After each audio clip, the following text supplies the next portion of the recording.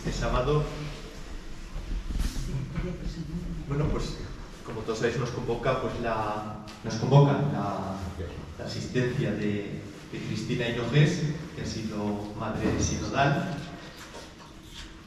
Creo que las presentaciones pues no tienen que ser prolijas, pues porque ya es conocida nuestra, nos ha visitado en otras ocasiones. Si nos falla la memoria, la última después de estas fechas, el año pasado, después de la primera sesión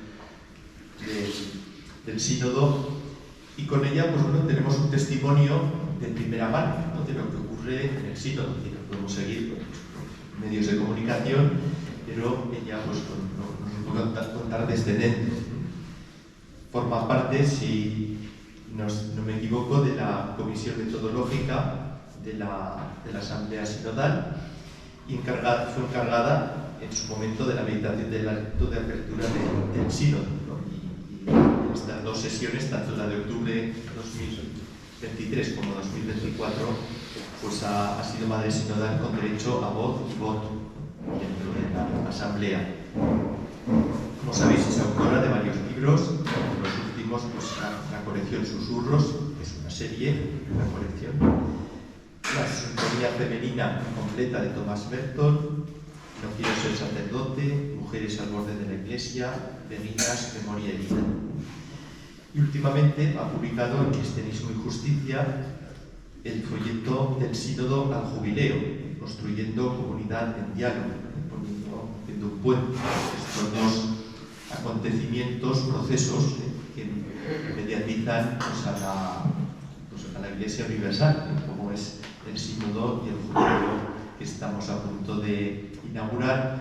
Y bueno, pues que no hemos de verlos como dos puntos así conexos, ¿no?, sino que bueno, pues forman parte de todo, hay como un hilo conductor, ¿no?, que vertebra pues, la vida de la Iglesia.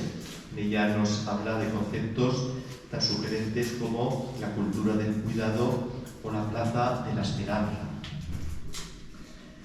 En esta sesión del sínodo de este año, pues quizás ha sido como muy discreta, creo, en términos generales la información, supongo pues también pues para propiciar que ese trabajo se pueda hacer con el ambiente que se pretendía, ¿no?, con esa escucha del espíritu, con esa ausencia de presiones, de opiniones que pueden condicionar, ¿no?, podrían haber condicionado el desarrollo del aula. Vamos, lo digo como opinión personal, que creo que ha sido algo intencionado, ¿no?, esa discreción.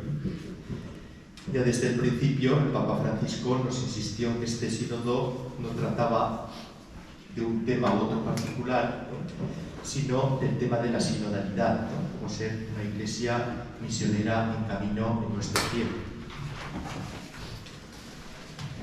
Los trabajos de estas sesiones, pues, como suele ser, partieron de la base que era el instrumento de trabajo para la sesión conciliar, que constaba básicamente de tres partes. Uno, de las relaciones con el Señor, entre las personas, entre los fieles y entre las iglesias, los caminos que sostienen y alimentan ese dinamismo de relaciones y los lugares donde se materializan, ¿no?, esas relaciones. Bueno, pues ahora, al final de la sesión sinodal, pues el Papa, como sabéis, pues el Papa Francisco, que normalmente asume el documento final y elabora uno propio, pues quiso dejar tal cual el documento final, tal como, digamos, lo proponía la Asamblea Sinodal, ¿no? Bueno, pues además, lo que esperamos, ¿no?, Cristina, pues además de lo que se ha hablado allí, eso nos puede ser conocido por otros cauces, pues bueno, también supongo pues que nos harás partícipes pues de esa vida interna, ¿no?, de esos corrillos, de esos ambientes que forman normalmente un poco la gracia, ¿no?, de estos acontecimientos, que es ese trasfondo, ¿no?, que nos puede ayudar a motivar y a la vez a situar la lectura del documento final.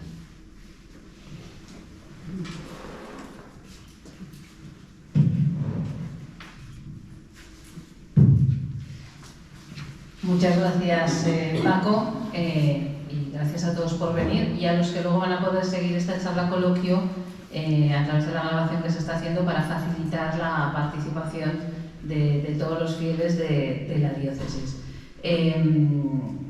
Simplemente por situarnos, me mira Julia Lirios, que es nuestra guía diocesana particular del sínodo. Ella dice que no, pero ella hace el esfuerzo de leer, de masticar y de comunicarnos, ¿no?, en qué momento del sínodo estamos. Bueno, yo esta mañana estaba haciendo memoria de que hace 3 años que el Papa Francisco nos invitó a reflexionar sobre la sinodalidad y en palabras del Papa Francisco, porque sinodalidad es un término que ahora a todos nos suena mucho, pero hace 3 años decíamos, ¿esto qué es? ¿Qué es esto la sinodalidad? ¿Qué es? Sínodo bien, pero sinodalidad, ¿esto qué es? Y el propio Papa Francisco decía que es el camino que Dios espera para la Iglesia del tercer milenio.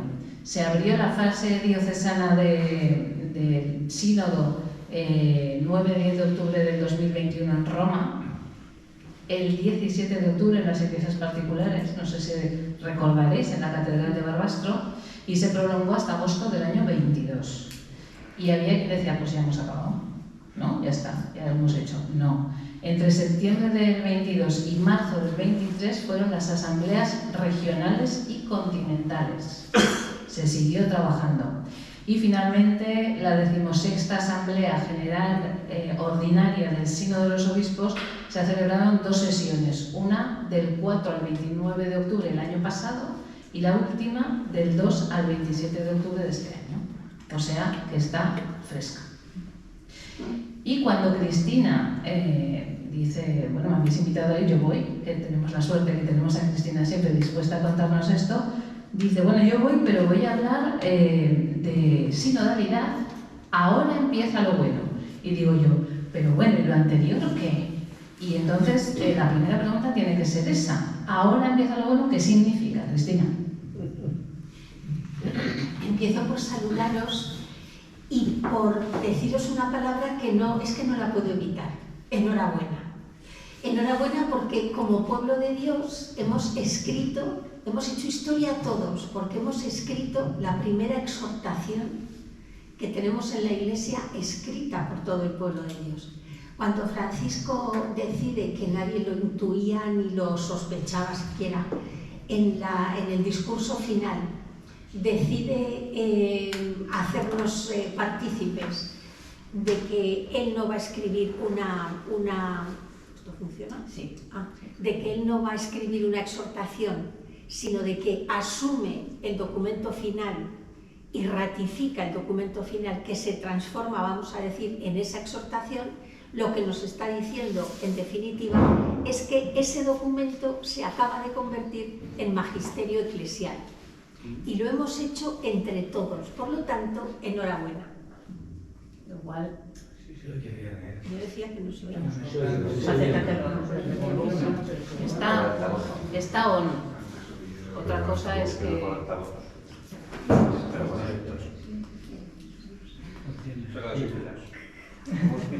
Vamos a buscar pilas. ¿Me oís igual? Sí. Bueno, pues vamos a hablar. Entonces, tenemos un documento que se acaba de convertir en magisterio eclesial y que lo hemos escrito entre todos, por lo tanto, estamos de enhorabuena porque todos hemos hecho historia de la Iglesia en este siglo. Gracias siempre al Papa Francisco, pero ahí estamos. ¿Por qué digo yo esto de que ahora empieza lo bueno? Porque ahora toca aterrizar todo lo que hemos estado trabajando, compartiendo, reflexionando durante estos 3 años, que se ha plasmado en este documento, y ahora toca aplicarlo. A ver, aquí yo reconozco que tengo un problema. Yo no os puedo explicar nada que tengáis que hacer, porque yo aquí vengo a aprender. Porque vosotros lleváis un camino ya muy recorrido, muy trabajado, respecto a ser una diócesis muy sinodal. Por lo tanto, lo que yo os pueda decir serán algunas hebras, si queréis, del tejido, ¿no? Algunos hilos del tejido. Pero lo fuerte del tejido lo estáis tejiendo vosotros desde hace ya casi 10 años. Por lo tanto, lo que yo os pueda decir en este momento Hombre, yo os agradezco que estéis aquí y me encanta venir porque me encuentro en casa, pero mi aportación como tal no será tanta como tenga a lo mejor que hacer en otros sitios, porque vosotros lleváis muy trabajado lo que es la realidad de la sinodalidad. Que empiece lo bueno ahora no significa que lo anterior fuera malo, regular o menos malo, no. Significa sencillamente que ahora toca poner en práctica, hacer vida todo lo que recoge el documento. Por lo tanto, ahora empieza lo bueno, es porque ahora es cuando en todas las diócesis nos vamos a tener que embarrar un poco, ¿no? Y mancharnos las manos para poner esto en marcha. Y empieza lo bueno porque en realidad vamos a disfrutar de lo que hemos estado trabajando y pensando durante 3 años. Básicamente es eso. Básicamente es eso. Mal haríamos, por cierto, como lo he dicho al empezar, si no os invitáramos a participar en esta charla coloquio. Esto no es una conferencia, lo que quiere ser un diálogo. Entonces, en cualquier momento, quien quiera participar, comentar, decir, Basilio, ya quiere participar. Bueno, pues un momentito, Basilio, que te llevo el micrófono y empezamos, aunque sean 2. Solamente si es así, no se puede hablar de una conversión sinodal. Vamos, Cristina. Siempre estamos en proceso de conversión, siempre. Ponerle el apellido de sinodal quizá tenga ahora, o signifique ahora remarcar el proceso.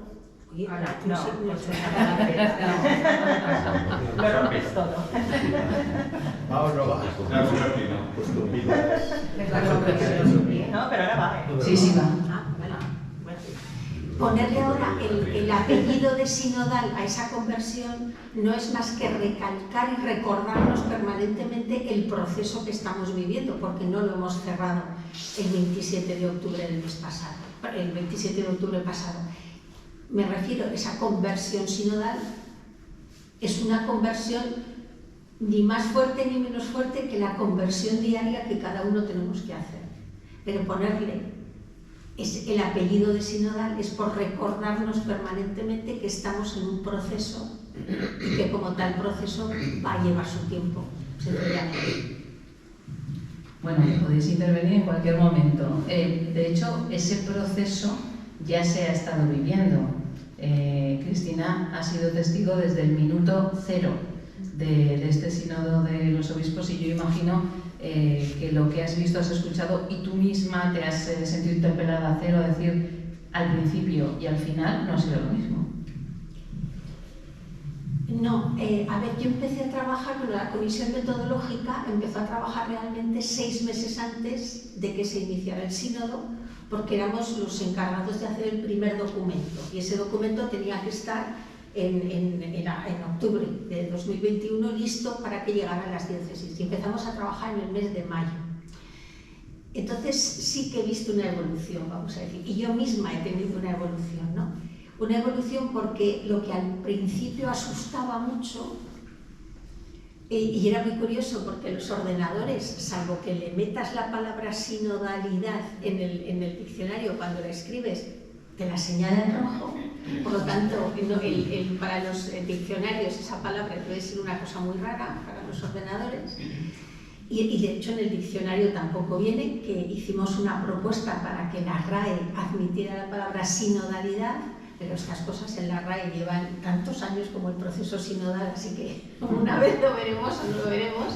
Pero es cierto que ha habido una evolución en el propio proceso del sínodo y yo creo que en todas las personas que hemos participado de una manera o de otra. Porque lo que empezó un poco como una especie de aventura donde sí teníamos claras algunas claves, pero había otras que precisamente por esa evolución íbamos desconociendo en un principio e iban apareciendo, nos ha llevado a tener, digamos, una actitud muy activa y muy positiva en el sentido de dejarnos sorprender. Francisco, desde luego, es una persona que tiene una escucha del espíritu, vamos, para aprender, y él ha ido durante todo el proceso marcando pautas que al principio no soñábamos, ¿no?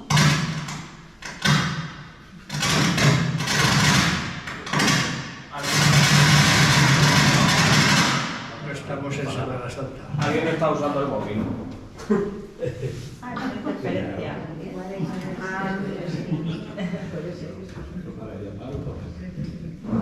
Ahora se está listo. Estos efectos del directo. Sí. Bueno, Francisco es una persona que a la escucha del espíritu nos ha estado sorprendiendo siempre porque su interpretación de lo que el espíritu dice no se la guarda para sí, vamos a decirlo, ¿no? Entonces, Francisco ha ido marcando unas pautas a lo largo del proceso muy interesantes, de muchísima apertura, que no han sido ninguna novedad por otra parte, porque Francisco es una persona que si algo tiene es capacidad para sorprendernos a todos, ¿no? Y a lo largo del proceso lo ha hecho. Y eso nos ha llevado también a los demás a ir madurando y a ir evolucionando en el propio trabajo que íbamos realizando. Ya no solo por llevar a la práctica una sinodalidad, digamos, procesual como tiene que ser, sino que él mismo nos ha ido de alguna manera invitando a que nosotros también en esa escucha del espíritu fuéramos aportando, diciendo, no teniendo miedo, en cierto sentido arriesgando de forma positiva siempre, no lanzándonos al vacío, pero sí de una manera controlada, vamos a decir, vivir esa experiencia que es la escucha del espíritu. Entonces, es cierto que no ha sido lo mismo el sínodo cuando empezó, el sínodo en mitad ni el sínodo al final, y eso también creo que evidentemente ha sido así porque todas las personas implicadas, y me refiero en este caso a todo el pueblo de Dios, hemos ido también viendo y viviendo fases pues de apertura al espíritu y de convencimiento de que evidentemente este es el camino a seguir, que no va a estar exento de problemas, de piedras, de vueltas en el camino, nadie dice que eso no vaya a pasar, o sea, no va a ser una balsita de aceite, pero tenemos la fuerza del espíritu y sobre todo ya vamos aprendiendo durante estos 3 años cómo hay que actuar en estos casos, ¿no? Y cómo hay que, a lo mejor, no pretender correr antes de saber andar, eso es muy importante. Cada uno a su ritmo, pero es cierto que la Iglesia en estos momentos, entre los muchos desafíos que tiene un desafío que es seguir viviendo la sinodalidad. Yo no sé, dentro de ese horizonte, ¿cuáles pueden ser los desafíos más importantes? Pues mira, los desafíos más importantes no sé si habéis leído el documento o lo habéis ojeado, por lo menos, pero el documento es un documento muy abierto. ¿Por qué? Porque si algo ha quedado claro en el proceso sinodal y en las 2 asambleas en concreto, es que la Iglesia es muy distinta, pero no tenemos que pensar que es muy distinta en África, en Asia o en Hispanoamérica o en Estados Unidos. Es que nosotros en Aragón no tenemos nada que ver con Andalucía, me refiero. Y la Iglesia a lo mejor de Barbastro pues no tiene nada que ver con la de, no sé, con la de Lugo. Es decir, el contexto de diferente no lo tenemos que ver siempre como muy lejano, sino muchas veces muy próximo e incluso en nuestras propias diócesis. Por lo tanto, el documento, si algo tiene errores, o sea, yo no digo que sea un documento perfecto, ni mucho menos, es un documento que tiene errores, algunos errores incluso de repetición, pero también es verdad que algún día habrá que contar cómo trabajan las personas que redactan el documento, porque tienen muy poco tiempo y lo hacen por secciones y a lo mejor es muy fácil que por eso haya alguna repetición, que no pasa nada por eso, ¿no? Pero me refiero al hecho de que sí que se ha consensuado un documento muy abierto para que sea aplicable de formas, modos, velocidades diferentes según las necesidades de cada sitio, de cada lugar, de cada contexto, de cada cultura. Porque pretender café con leche para todos, todo va a ser muy complicado, porque hemos visto que las diferencias de todo tipo son muy grandes. Entonces, aprender a vivir la comunión en la diversidad es una de las grandes aportaciones que nos está dejando este sínodo, ¿no? Es decir, aprender que todos podemos, todos creemos en el mismo Dios, tenemos en el centro a Jesucristo y su palabra, pero las maneras de vivir esa realidad son muy diferentes en el mundo, ¿no? Y por lo tanto, aprender a vivir la comunión en la diversidad, esa imagen de la Iglesia que tantas veces nombra Francisco del poliedro, muchas caras, es una realidad y esa realidad hay que aceptarla y hay que ponerla en marcha, digamos, en todo el mundo, pero aceptando un documento que es abierto y sobre todo una vivencia de la comunión en diversidad. Esa comunión en la diversidad es tal que el otro día hablábamos sobre el sínodo con Cristina y decías, es que ha acabado el sínodo y ha acabado la asamblea del sínodo y para muchos lo que se ha hecho es demasiado y para otros es demasiado poco. A algunos les parece que se ha avanzado mucho, a otros les parece que no se ha avanzado nada. Incluso esa percepción es diversa. Es muy diversa y es muy real. Quiero decir, es muy diversa y en la misma proporción es muy real. ¿Por qué? A ver, el tiempo en la Iglesia no se mide de la misma manera que en el resto del mundo.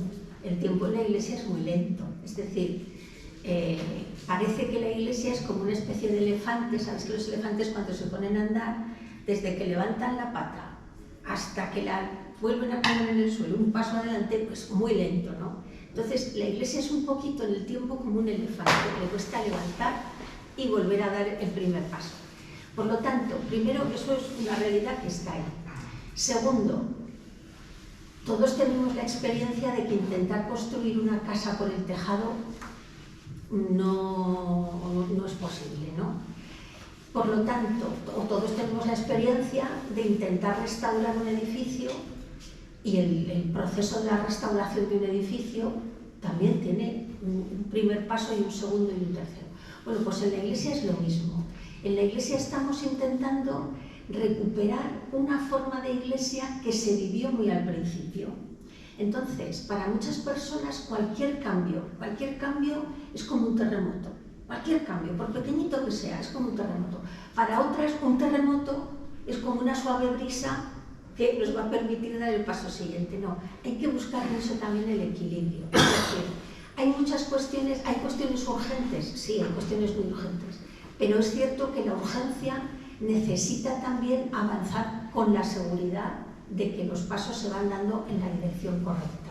Es decir, la urgencia, cuando llega un enfermo a un hospital y tiene apendicitis, la urgencia es operarlo, ¿no? Porque si no, el problema se agrava y puede correr peligro su vida.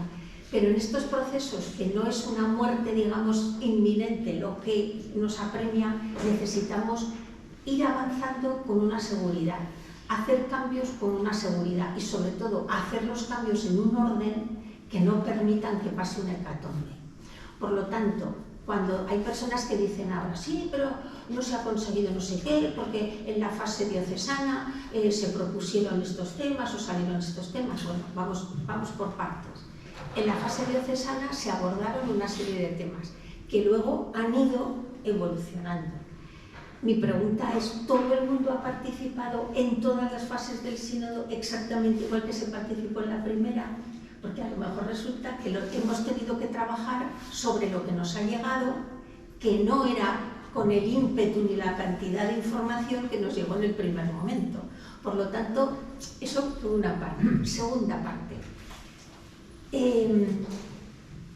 Si queremos avanzar como comunidad y parte del proceso sinodal significa aprender a relacionarnos en la Iglesia de otra manera, tendremos que creernos los unos a los otros. Primero, querernos, que ya va a ser una gran historia. Primero, querernos. Y segundo, creernos. Y creernos pasa por unos gestos de transparencia. Por eso una gran parte del documento está dedicada a la transparencia y a la rendición de cuentas. Pero no una transparencia ni una rendición de cuentas entendida, sentida o vivida como un juicio, vamos a decir así, sino fijaros en el número 100, que es un número para retener en la memoria, muy fácil, un número redondo, el número 100, habla de la transparencia y de la rendición de cuentas de una manera muy positiva, es decir, dice que cuando en cada iglesia local, parroquia, movimiento, lo que sea, se quiera empezar a vivir la transparencia, entre todos se tiene que buscar cuál es el mejor método para aplicar esa transparencia, porque hay muchos métodos, formas y maneras. Entonces, primero, lo que dice ese número es entre todos buscar la forma. Segundo, siempre en positivo, es decir, no vamos a buscar nada que sea meterle en el ojo al que tenemos al lado, al responsable o a lo que sea, sino vamos a buscar en ese proceso de transparencia y de rendición de cuentas lo bueno que hemos hecho, lo bueno que se ha hecho. Al conocer lo bueno que hemos hecho, siempre veremos que se puede mejorar, porque todo en la vida lo podemos mejorar. Y esa es la clave de la transparencia y de la rendición de cuentas. No buscarle, como solemos decir, las cosquillas a nadie, ni ir a por nadie, ni ir a cazar a nadie. No, no se trata de eso. Se trata de recordarnos a nosotros mismos nuestra capacidad de trabajar bien, de ver en esos procesos de rendición de cuentas y transparencia lo bien que lo hemos hecho, y si algo hay descubrimos que se puede mejorar, pues bendito sea Dios y adelante, ¿no? Entonces, empezar, por ejemplo, por el querernos, que ya digo que es complicado, pero es un gran paso. Y el creernos es una manera de empezar un proceso que nos llevará a una transparencia y a un aterrizar parte del proceso sinodal, que luego se va viendo que hay otras realidades y otras cuestiones, pero quizás esta en este momento sea la más importante. A partir de que nos queramos, por lo menos un poco más que ahora, tampoco vamos a pedir milagros de hoy para mañana, un poquito más que ahora, y nos creamos bastante más unos a otros que hasta ahora, pues el resto de los procesos prácticamente irán como si fuera un dominó, que es de estos juegos que ponen santa paciencia para montar 4000 piezas y luego haces así, en un minuto, pues sería una cosa así, ¿no? Pero ese paso inicial del querernos y creernos es fundamental para que estos procesos vayan tomando forma. No, es un proceso personal e individual, quiero decir, porque hablamos de iglesia sinodal, pero la iglesia, el pueblo de Dios, lo formamos las personas. Se habla también en el documento de la espiritualidad sinodal. Es una disposición personal que lleva aparejados una serie de requisitos. Eso nos interpela a cada uno de los que estamos aquí. Sí, y que tampoco se pueden generalizar. Porque lo que para nosotros en una espiritualidad es muy básico, a lo mejor en África es de otra manera, o en Asia es de otra manera, o en Francia es de otra manera. Quiero decir, no alejemos tampoco siempre los conceptos culturales o geográficos, ¿no?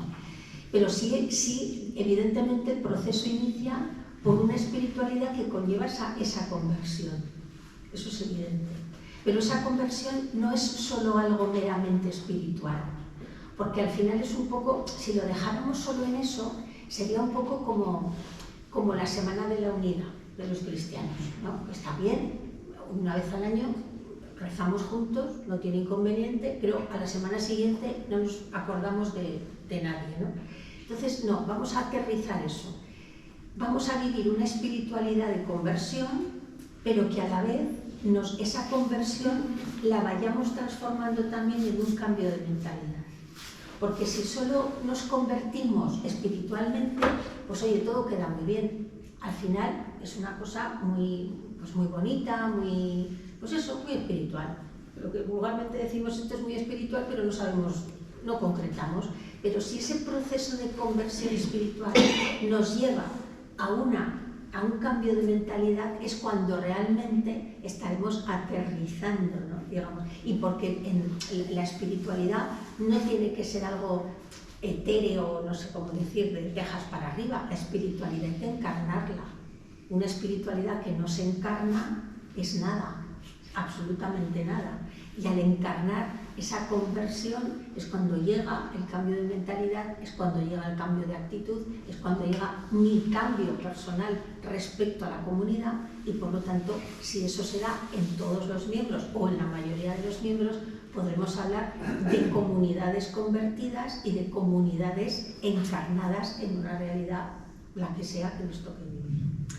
Yo imagino que habrá visto planear esa espiritualidad sinodal entre los participantes del sínodo, esa conversión de comunidad.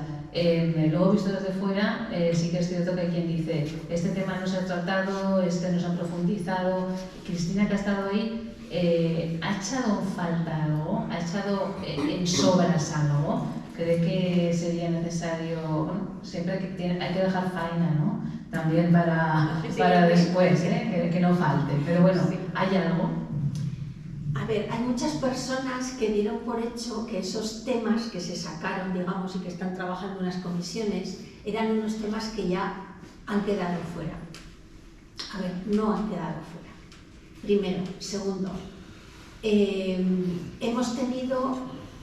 nos han dado una rendición de cuentas, vamos a decir, las propias comisiones sobre cómo están trabajando. Y están trabajando muy bien. A ver, haberlas sacado de lo que eran las discusiones en sentido positivo de la Asamblea tenía su sentido por una sencilla razón, porque eran temas en los que los consensos, muchas veces por cuestiones culturales, eran muy difíciles de llevar a cabo. Habernos encerrado en esos temas, pues hubiéramos estado dando vueltas y vueltas y vueltas sin llegar a algo concreto y nos hubiéramos perdido cuestiones del documento que son fundamentales para arrancar esos procesos en las diócesis o en las comunidades religiosas, me da lo mismo donde sea. Esos temas se están abordando.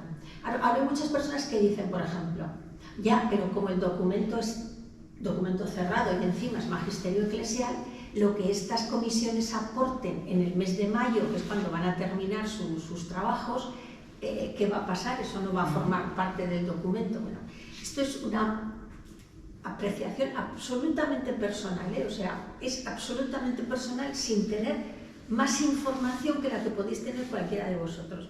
Mi percepción es que cuando esas comisiones dejen de trabajar, porque ya han cumplido su plazo y han cumplido su cometido, habrá algún tipo de documento, pero no sé de qué tipo, porque documentos en la Iglesia hay muchos, que recogerán las aportaciones de estas comisiones y que servirán, digamos, un poco como o de anexo o de epílogo a este otro documento, porque esos temas eran temas del sínodo. Pero no ha sido mala estrategia el sacarlos. A lo mejor, a ver, de los temas que hay fuera, ¿cuál es el que más os...? Ahora yo también tengo que preguntar. Claro. De los temas que se han quedado fuera, que están al principio del documento, están enumerados todos, ¿cuál es el que más os llama la atención? Sacerdocio. ¿Alguien habla? ¿Cuál? El sacerdocio femenino. Ya decía yo que no, en el sínodo nunca se abordó el sacerdocio femenino. Se abordó el diaconado femenino, pero no el sacerdocio femenino, el diaconado femenino. A ver, os explico. Diaconado femenino es una de las comisiones que están trabajando en el diaconado femenino, pero el diaconado femenino no se puede abordar en blanco y negro. Es decir, no podemos encerrarnos hoy sencillamente en que la cuestión sea diaconado sí o diaconado no. El tema del diaconado es mucho más profundo, tiene muchas ramificaciones y hay que abordarlo de otra manera. Y os explico una cuestión. A ver, con la teología del bautismo en la mano, el bautismo nos iguala a todos en la Iglesia. Y el bautismo a todos y a todas, por una vez voy a hacer esa distinción, a hombres y a mujeres, en el bautismo recibimos una vocación personal, que unos descubren en la vida y otros no. Pero todos tenemos una vocación en la Iglesia que nos da el bautismo. Claro, decir con mucha alegría que las mujeres no pueden tener vocación diaconal, vocación ministerial, vamos a recogerlo, es contradecir la teología bautismal. Por lo tanto, por una parte vamos a tener eso en cuenta y de momento lo vamos a dejar aquí. Vamos a imaginarnos que tenemos una carpeta donde pone aquí lo que yo acabo de decir. Y aquí tenemos otra carpeta abierta. Esta es más compleja que esta. ¿Por qué? ¿De verdad tenemos que plantearnos que en la Iglesia todo pase por un ministerio ordenado? Primera pregunta. ¿Todo por obligación tiene que pasar por un ministerio ordenado? Primera pregunta. Segunda. Quizás en lugar de abordar ahora, que nos quejamos tanto y que el documento también recoge de la realidad brutal, porque es una realidad muy brutal, el clericalismo por parte del clero y por parte del laico. O sea, no podemos. El clericalismo es algo que nos une, por desgracia, mucho más que otras cuestiones. Entonces, ese clericalismo actual en la Iglesia, a lo mejor no sería, antes de plantearnos diaconado sí o diaconado no, siempre femenino, no habría que abordar una reforma del ministerio presbiteral muy a fondo, y en esa reforma que habría que hacer una limpieza y una estructuración, pero sin, compasión, quiero decir, teniendo compasión del ministerio, pero compasión también de que esto no funciona como lo tenemos ahora. En esa reforma que tendríamos que hacer muy en serio, muy a fondo, muy profunda, del ministerio ordenado, quizás no llegaríamos a abordar la realidad del diaconado femenino de otra manera distinta a como la planteamos ahora. Por ejemplo,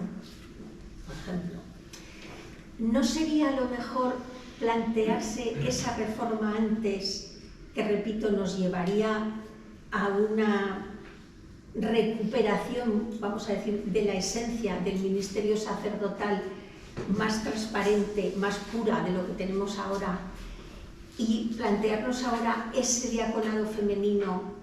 ¿No sería de alguna manera reforzar esa cadena del clericalismo que tenemos ahora tan marcada?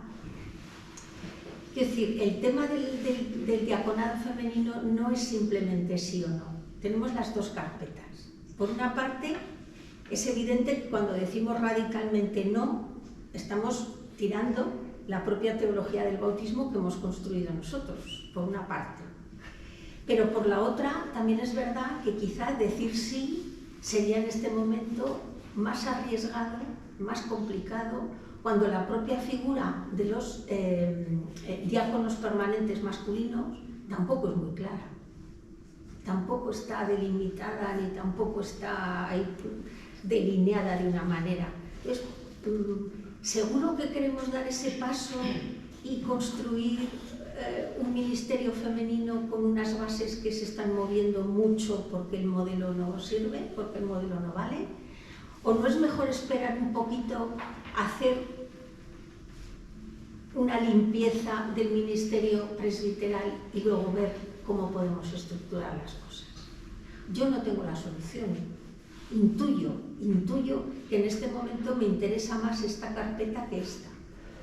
Intuyo que me interesa más esta que esta, porque el proceso pasa por reestructurar el ministerio sacerdotal en sí, y a partir de ahí veríamos cómo es realmente el diaconado en general, o sea, el diaconado en general, y a lo mejor tendríamos que plantearnos el diaconado permanente de una manera y ver ciertas cuestiones, pero eso va a requerir tiempo. Pero yo solo planteo, a mí de momento me interesa más la carpeta que permita evolucionar y ver un proceso en el ministerio presbiteral, antes que radicalmente decir sí o no al ministerio diaconal femenino. Esa es la visión que tengo, y habiendo escuchado a muchas personas allí, y sobre todo habiendo escuchado a muchas mujeres allí, que más o menos el pensamiento era muy similar. Bueno, y yo a raíz de eso, pues lo que dices tú, pienso que sí hay una cuestión ahí a tomar, ¿no? Porque hoy día, y desde hace siglos, tenemos en la Iglesia muy claro lo que es el orden, el ministerio y la jurisdicción, ¿no? Y yo, por ejemplo, soy presbítero dentro del orden y todo, y no tengo jurisdicción sobre nada. Ahora, porque en cambio, aquí, por ejemplo, y la secretaria y todo, que no son presbíteras ni nada, tienen jurisdicción diocesana. ahora. Claro. Claro, entonces, y yo estuve hace años en el Congo, 3 años, del 69 al 72, ya había en Kinshasa monjas que eran párrocas, o sea que no estás lejos, eran párrocas. El obispo les encargaba la parroquia, no podía celebrar misa y tenía que ir un presbítero, pero ahí mismo hay un problema, ya. Porque yo veo que, por ejemplo, que Pablo o Pedro los apóstoles, cuando ponía las manos sobre Tito, Timoteo, lo que sea, no le decía, te hago obispo, pero no te dejo jurisdicción, o al revés. Entonces no se planteaba eso. Él lo hacía obispo, y lo nombraba obispo, poniéndole las manos, y entonces se suponía que era el que mandaba, o sea, el que presidía aquella comunidad. Y tenía el orden y la jurisdicción se identificaban, ¿no? En cambio, pues bueno, esto en la Iglesia se ha ido dividiendo de tal forma, que, por ejemplo, la famosa Mesa de las Huelgas, por decir esto que supongo que nos suena más o menos a todos, no era presbítera ni obispa y sin embargo tenía jurisdicción sobre toda la zona. Una diócesis. Y muchas más. Y muchas más, ¿no? Ya. Y bueno, y no sé cómo se llamaba, el hijo bastardo de Fernando de Aragón, pues fue arzobispo de Zaragoza sin ser ni siquiera clérigo. Y bueno, y así. Pero, y otros más gordos. Pero escucha una cosa, pero precisamente por esto hay que clarificar muchas cuestiones. Ahí voy. Porque que haya mujeres que estén al frente, muchas de ellas. Bueno, te voy a poner un caso en concreto. Todo el mundo ha estado muy pendiente del camino sinodal alemán. Hoy las propuestas de los alemanes. ¿Dónde nos van a llevar las propuestas de los alemanes? Los alemanes han acabado el sínodo y su texto final ha sido una carta al Papa diciéndole nos sometemos a Roma. Es decir, han organizado un guirigay tremendo para luego someterse a Roma. Es decir, ¿qué han hecho? Pues crear incertidumbre en muchas personas, crear miedo en muchas personas, sacar y poner encima de la mesa temas que a lo mejor a muchas personas les han llevado a pensar ciertas cosas que luego al final pues han quedado en nada y no hay problema. Los franceses. ¿Cuántas noticias de la Iglesia francesa ves tú en los medios?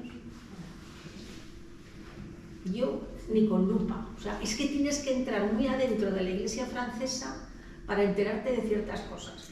En cambio, ellos a los problemas, porque claro, la realidad de la sinodalidad no es cambiar la Iglesia, no se trata de hacer otra Iglesia, se trata de juntos aprender a ser Iglesia de otra manera que es radicalmente distinta.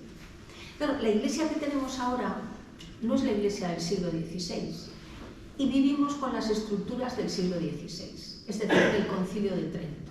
Nuestro Código de Derecho Canónico, los abogados civiles, que cuando lo leen se llevan las manos a la cabeza y dicen, pero si tenéis dos sistemas conviviendo, hombre, claro, tenemos una iglesia tridentina y una iglesia del Vaticano II. Un poco tocada, un poco modelada, pero está presente. Conviven dos eclesiologías. Somos una iglesia donde conviven dos tendencias de iglesia que son en sí mismas prácticamente irreconciliables. No por nada, por propia estructura. Entonces, lo que hay que poner es un poco de orden en eso. Y repito, no es hacer otra iglesia, es aprender juntos a ser iglesia de otra manera. Eso va a conllevar que evidentemente todos en esa vocación que recibimos en el bautismo la vamos a poner al servicio de la comunidad. Y a lo mejor hay personas laicas, y al paso que vamos cada vez más, que tendrán que estar al frente de las comunidades.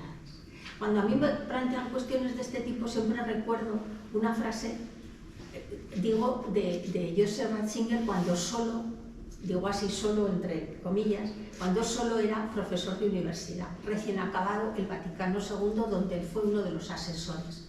Él tenía un programa de radio en Alemania y en una de las charlas que dio, dijo que nos encaminábamos, en el año 69, quiero decir que ha llovido, dijo, nos encaminamos a una iglesia que perderá toda su credibilidad social y relevancia social.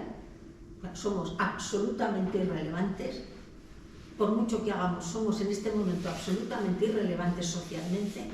Él dijo, eso que perderá la mayoría de su patrimonio vamos, aquí pensamos que todavía el patrimonio lo tenemos muy seguro, pero en el norte de Europa las grandes iglesias son restaurantes, cuando no hoteles, las capillas más pequeñas son casas privadas. Quiero decir, porque no se puede mantener un determinado patrimonio en un estilo de iglesia que no tiene nada que ver con el patrimonio para el que se creó en aquella iglesia. Segundo. Y tercero, dijo, y nos encaminamos a pequeñas comunidades que no tendrán sacerdotes y donde los laicos serán quienes las presidan. Decirme si estaba muy equivocado, solo Joseph Ratzinger, cuando era... decirme si estaba muy equivocado. Por lo tanto, está bien seguir planteándose lo de la jurisdicción, todo eso está muy bien, pero vamos a entrar en un escenario muy diferente. Estamos ya, de hecho, en un escenario muy diferente, donde quizá esa conversión y cambio de mentalidad tengan que empezar a funcionar para abordar determinadas realidades que tenemos enfrente, o sea, las estamos pisando, me refiero ya, las tenemos aquí, ¿no? Y a lo mejor seguir con ciertos planteamientos muy estructurados no sea la mejor manera de abordar un futuro, y a lo mejor tenemos que pensar de otra manera. En finales de cuentas, durante los 2 primeros siglos, la Iglesia era laical. Las figuras del presbítero y del obispo nacieron a final del siglo II y ahí se empieza a crear un pequeño problema cuando el laicado empieza a ser orillado. Pero hasta ahí la Iglesia era laical y sí. A lo mejor tenemos que empezar a recuperar esos modelos muy primitivos que están muy bien afirmados, que están muy bien explicados, y ver que las cosas se pueden hacer funcionar de otra manera, sin perder sacralidad, sin perder sacramentalidad, sin perder nada. Pero a lo mejor tenemos que empezar en esa conversión personal y comunitaria, que el cambio de mentalidad vaya para otras cuestiones. Tú tenías otra pregunta. Con ejemplos concretos, ¿en qué consiste el clericalismo? La perversión absoluta de la vocación. Con ejemplos concretos, ¿en qué consiste el clericalismo? La perversión absoluta de la vocación cuando se transforma el servicio en poder. Por ejemplo. Por ejemplo, aquí se hace lo que yo digo porque soy el párroco. O aquí se hace lo que yo digo porque soy el obispo. O no hace falta ni siquiera que lo digan porque ordeno y mando sin ni siquiera hablar. Que entonces entra el poder absoluto con el desprecio absoluto. Sería un poco el lema aquel del rey francés, ¿no? Todo para el pueblo, pero sin el pueblo. Es decir, a mí nadie me puede decir que no hago, y yo lo hago para la comunidad. Pero no se trata que lo hagas para, se trata que lo hagas con. Y como los humanos aprendemos por imitación,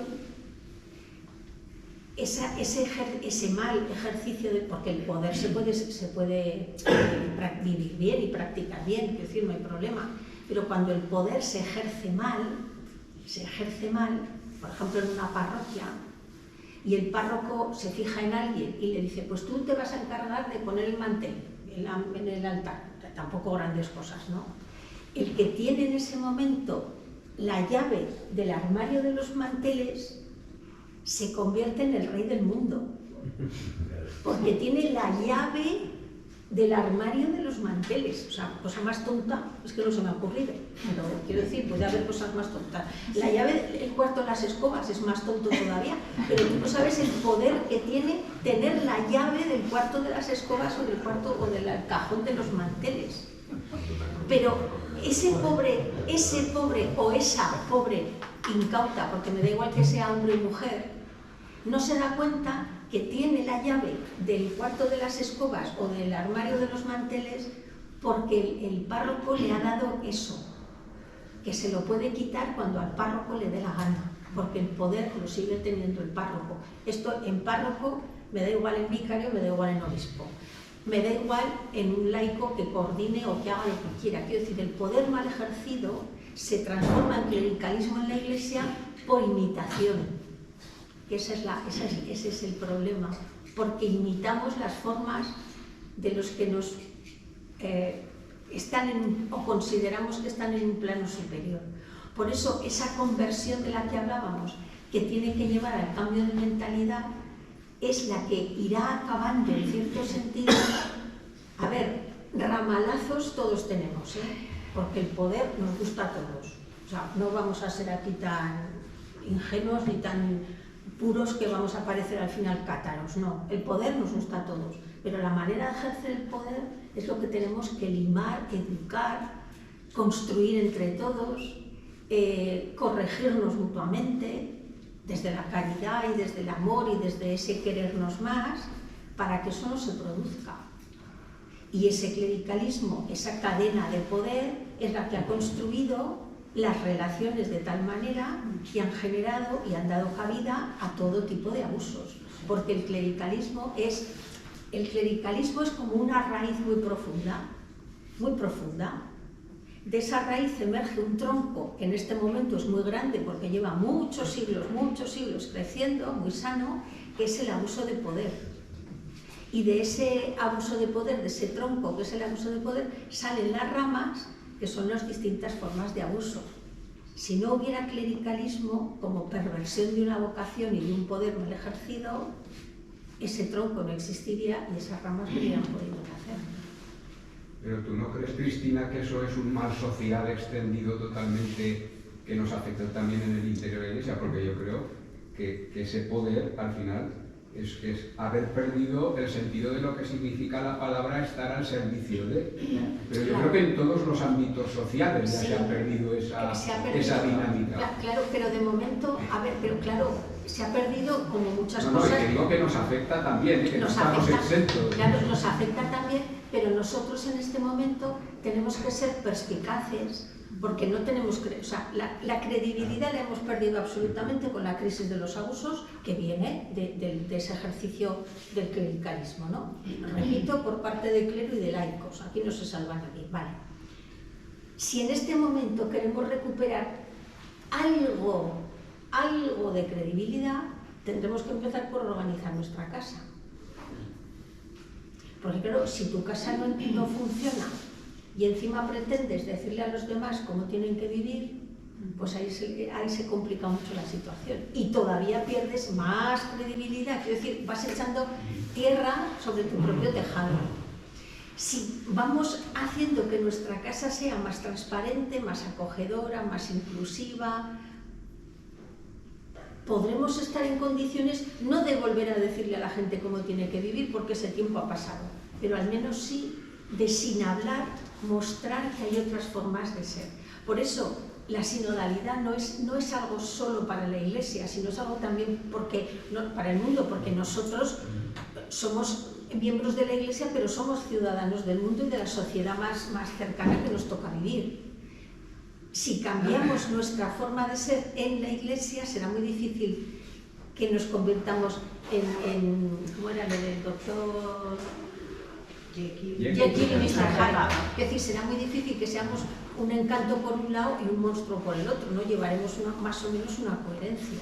Entonces, lo interesante es empezar a cambiar en las comunidades para que podamos dispersarnos por el mundo. Es que esa era incluso una de las frases que yo recuerdo del Instrumentum Laboris, que hablaba precisamente de que la sinodalidad podía ser un modelo a trasladar a la sociedad. O sea, que no solo estamos hablando del interior de la Iglesia, sino trasladable al resto de la sociedad. Sí. Se tiene una pregunta. Gracias, Cristina, por venir, en primer lugar, por tu visita. A ver, yo cambiando un poco de tema, quería preguntar por el tema pluricultural que nos movemos hoy en día en la sociedad. Es decir, ahora mucha gente dice que cree, que yo soy creyente, pero le preguntas por según qué temas nucleares de la fe, uno te dice una cosa, otro te dice otra, está todo como muy desvirtuado, como que no hay una línea única de pensamiento. Entonces, yo me quería preguntar si en el sínodo se ha tratado este tema, el tema de la Iglesia como depositaria de la fe. Como decir, tenemos un depósito que tiene su grieta, se está escapando el agua, y cómo podemos hacer para volver a esa unidad y que la gente tenga pues una misma fe cristiana, no haya diferentes fe cristianas, tantas como creyentes, podríamos decir. La pregunta es muy interesante, te lo agradezco. A ver, el depósito de la fe está ahí, está ahí. El problema no es plantearnos qué hacemos para que todos volvamos a pensar igual o para que haya un pensamiento único en la fe. Eso es muy fácil, coge el Evangelio en la mano, o sea, tampoco hay mucho que rascar ahí. El problema, más bien, la pregunta yo la haría en un sentido diverso.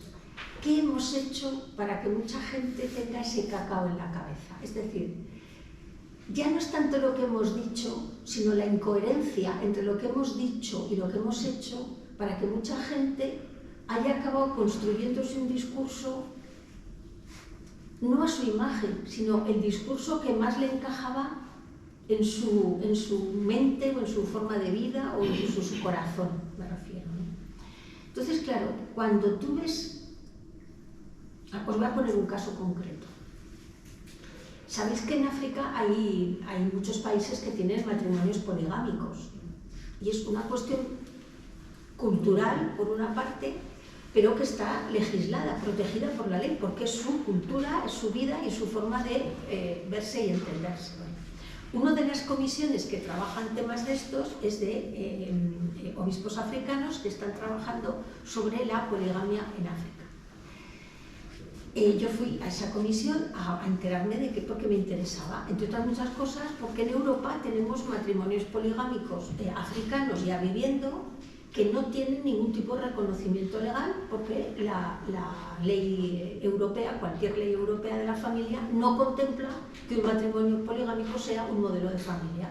Y el marido, si es detenido, es considerado culpable, es un delincuente por tener varias mujeres.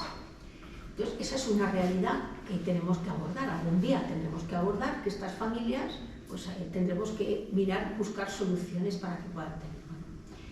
Claro, ellos, por ejemplo, decían, para nosotros es algo, si quieres, incluso pintoresco, ¿no? Nos llama la atención. O sea, nos llama la atención que haya sitios donde hay un matrimonio poligámico, que, por ejemplo, yo no sabía, yo pensaba siempre era un hombre con varias mujeres, pero también hay mujeres con varios hombres. Por ejemplo, es algo que yo no conocía, pero es una realidad que está. Vale. Ellos decían, hay que abordar este tema, sobre todo pastoralmente, porque son personas que son creyentes, pero con la ley eclesiástica en la mano no pueden pertenecer a la iglesia, no pueden participar de los sacramentos, no pueden tener ningún tipo... Pero cuantos más maridos o mujeres tienes, significa que tienes más poder adquisitivo, es decir, eres más rico.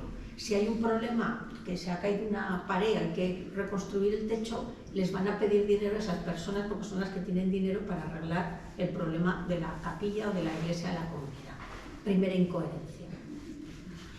Ellos decían, hay que solucionar el problema pastoralmente, porque evidentemente con la ley eclesiástica en la mano no podemos hacer nada. Tendremos que abordar esa realidad de una manera determinada, porque tampoco podemos ir contra las normas legales de un país que protege ese tipo de familia. Tú imagínate ahí el trabajo que hay que hacer pastoralmente, que ellos lo están haciendo, la verdad sea dicha, que muy bien, por lo que yo escuché y las preguntas que hice me contestaron a todas, pero tú imagínate si de aquí a unos años, es un suponer, se determina que la Iglesia acepta los matrimonios poligámicos en determinados países. No digo que vaya a pasar, que esto está grabado, no digo que vaya a pasar, digo, pensemos que puede pasar. ¿Tú qué crees que pensarían muchas personas en el mundo occidental, que es de donde hemos creado y exportado una imagen y una forma de ser iglesia, cuando un matrimonio se divorcia y por una causa no se les concede la nulidad matrimonial, por ejemplo? ¿Qué podrían pensar esas personas? O sea, nosotros no se nos anula el matrimonio, no nos podemos beber, pero ellos pueden. Es decir, primero, el depósito de la fe está ahí. La realidad de la vida es donde tenemos que vivir ese depósito de la fe. ¿Tú cuántos problemas crea Jesús en el Evangelio? ¿Cuántos problemas crea Jesús en el Evangelio? Cuando le va a alguien bien, maestro, me pasa, yo qué sé, pues joróbate y encima esto y toma esto y fíjate en esto y ¿cuándo has visto tú? No genera problemas, le van a generar los problemas a él. Y él nunca genera más problemas. O aporta soluciones o indica el camino para que quien sea encuentre la solución, que es lo que estamos haciendo nosotros ahora. Es decir, en el sínodo el sínodo no tiene capacidad jurídica para cambiar la ley, pero sí tenemos o hemos tenido a lo mejor la intuición de mostrar por dónde deben de ir las cosas en este momento. Claro, vivimos en una época muy convulsa, estamos en un cambio de época, la realidad que tenemos es la que tenemos, pero eso no significa que las cosas no tengan solución. Pero ojo, es que vivimos en un mundo en el que no podemos empezar a imponer nada como definitivo, pero el Evangelio está ahí y el ejemplo de Jesús está ahí. Jesús no condena, Jesús no da soluciones cerradas, rara vez da soluciones cerradas, aconseja, muestra el camino. En definitiva, ¿qué pasa con el hijo mayor de la parábola del hijo pródigo? ¿Entra a la fiesta? ¿No entra a la fiesta? ¿Se va de casa? ¿Se enfada con el padre? Se enfada. Pero no sabe si se enfada definitivamente, solo es porque de repente él piensa que no ha tenido... Pero en el fondo la actitud del hijo mayor es que nunca ha entendido que todo era de él. El problema no ha sido que el padre le dé un cabrito al otro y le ponga la túnica y le ponga, sino que él no ha entendido que eso también era para él. Entonces muchas veces buscamos nuestras soluciones personales por encima, antes de pensar que tenemos la solución, la hemos tenido siempre delante y siempre encima. Entonces todas estas personas que se van de alguna manera creando una fe, no a su medida, pero que buscan, tampoco les hemos sabido explicar muchas veces el porqué de muchas cuestiones que están ahí. Ya, lo que pasa es que ahora como confluyen en el mundo tantas religiones en todas partes y tantas culturas y tanto de todo, pues de alguna manera se va desvirtuando todo por influencias entre unas y otras, ¿no? Y al final la fe cristiana se ve afectada también por esas influencias que vienen de las otras religiones, del mundo multicultural, ¿no? Y la gente, su idea que tiene en la cabeza, pues que si la reencarnación en lugar de la resurrección, que si no sé qué, eso te lo dicen creyentes, yo solo he leído, vamos, no sé. Claro, pero sí, evidentemente eso hay cuestiones que están ahí, que son muy de actualidad, me refiero, pero al final a mí siempre me interpelan más en el sentido de por qué la gente hace eso, sino qué hemos hecho nosotros para que la gente haga eso o piense eso. Me interpela más. Es decir, cómo hemos llegado a desvirtuar el mensaje de tal manera que con este mundo ansíen volver a este mundo antes que la paz eterna.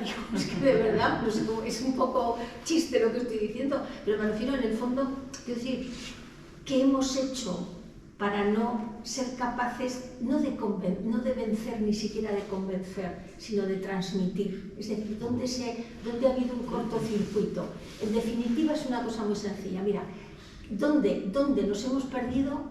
Entre el lavatorio de los pies y ahora.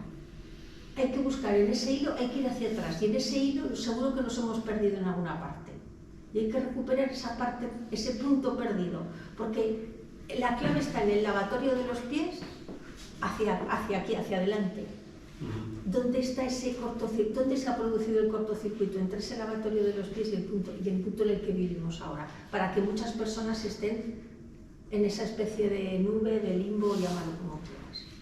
Y sí que se habló del tema multicultural, pero precisamente para pasar a eso que tú has dicho, la pluriculturalidad, es decir, porque podemos vivir en un mundo multicultural.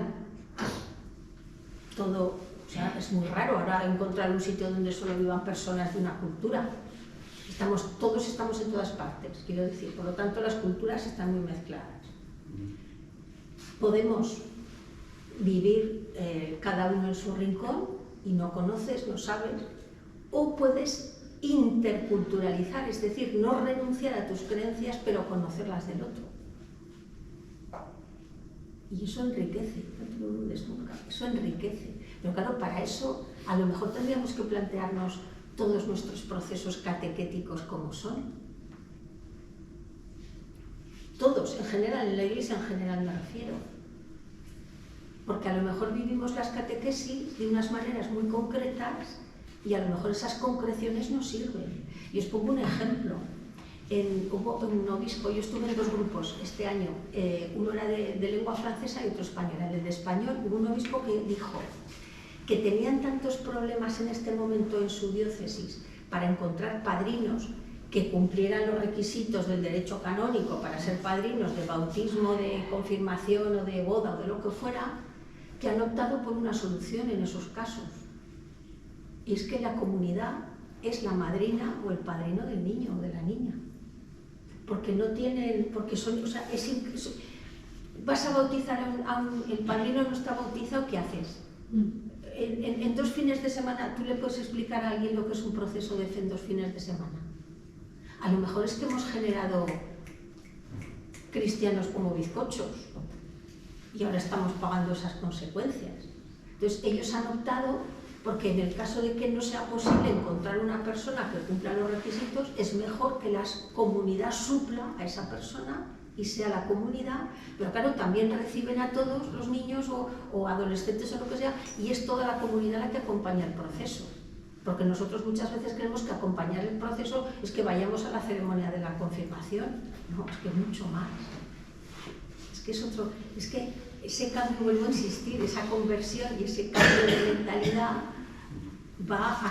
tiene que ser muy profundo. Bueno, no sé si... Sí, Beatriz. Yo primero darle las gracias a Cristina por su intervención y por todo lo que has ayudado y sigues ayudando a nuestra diócesis. A mí lo que me interpela pues son 2 formas de iglesia que cada vez yo las veo como más evidentes. Esta tan esperanzadora que nos estás transmitiendo pues en comunión y en corresponsabilidad clara, en sinodalidad. Y yo pues desde mi experiencia personal como secretaria canciller, yo tengo clarísima la jurisdicción del obispo, la jurisdicción de los sacerdotes y en mi encomienda pues el respeto a la vocación de cada uno, de sacerdotes y de laicos a la hora de llevar a cabo pues mi labor, que pienso que es muy enriquecedor también. Digo, yo no soy feminista, bueno, ya todos me conocen, digo, pero a ver, la iglesia es madre, una mujer pues siempre puede dar una visión, tengas o no tengas hijos, muy enriquecedora, aportar. Y a veces digo, yo es que a los sacerdotes es que los veo como hijos, que los quiero de verdad, cada uno que lo quita en su labor, que nadie quita a nadie. O sea, ser conscientes de la labor de cada uno en corresponsabilidad y para sumar. La crítica es constructiva, pero tiene que ser una cosa también razonada y razonable y que aporte, porque me parece, vamos, la frase que has dicho al principio me parece la clave. Hay que querernos y creernos. O sea, porque a veces somos mismos, nosotros dentro de la iglesia hacemos el mayor daño, que muchas veces la gente de fuera lo admira, lo reconoce y dicen soy ateo, pero ole la forma, y muchas veces somos nosotros mismos, porque la crítica es que es muy enriquecedora, pero constructiva, aportar y sumar, querernos y creernos. Y a veces se dicen palabras muy a la ligera y hay que ser un poco delicado, no sé, porque puede hacer mucho daño. Siempre digo, para construir se necesitan 10.000, para tirar 2, 3, 1. Y entonces creo que eso es muy importante, que tenemos que ser conscientes que hay que sumar, que es corresponsabilidad, que nadie quita el lugar de nadie y querernos y creernos. Me parece fundamental. Sí, mira, hay una cuestión, yo no la sabía, yo he aprendido mucho en el sínodo, aunque no os lo creáis, he aprendido, pero muchísimo.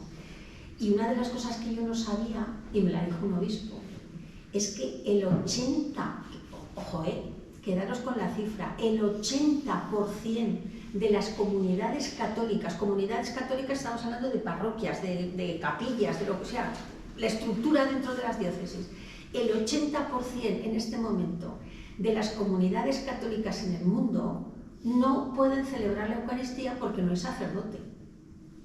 El 80%, que es fuerte, ¿eh? O sea, es el 80%.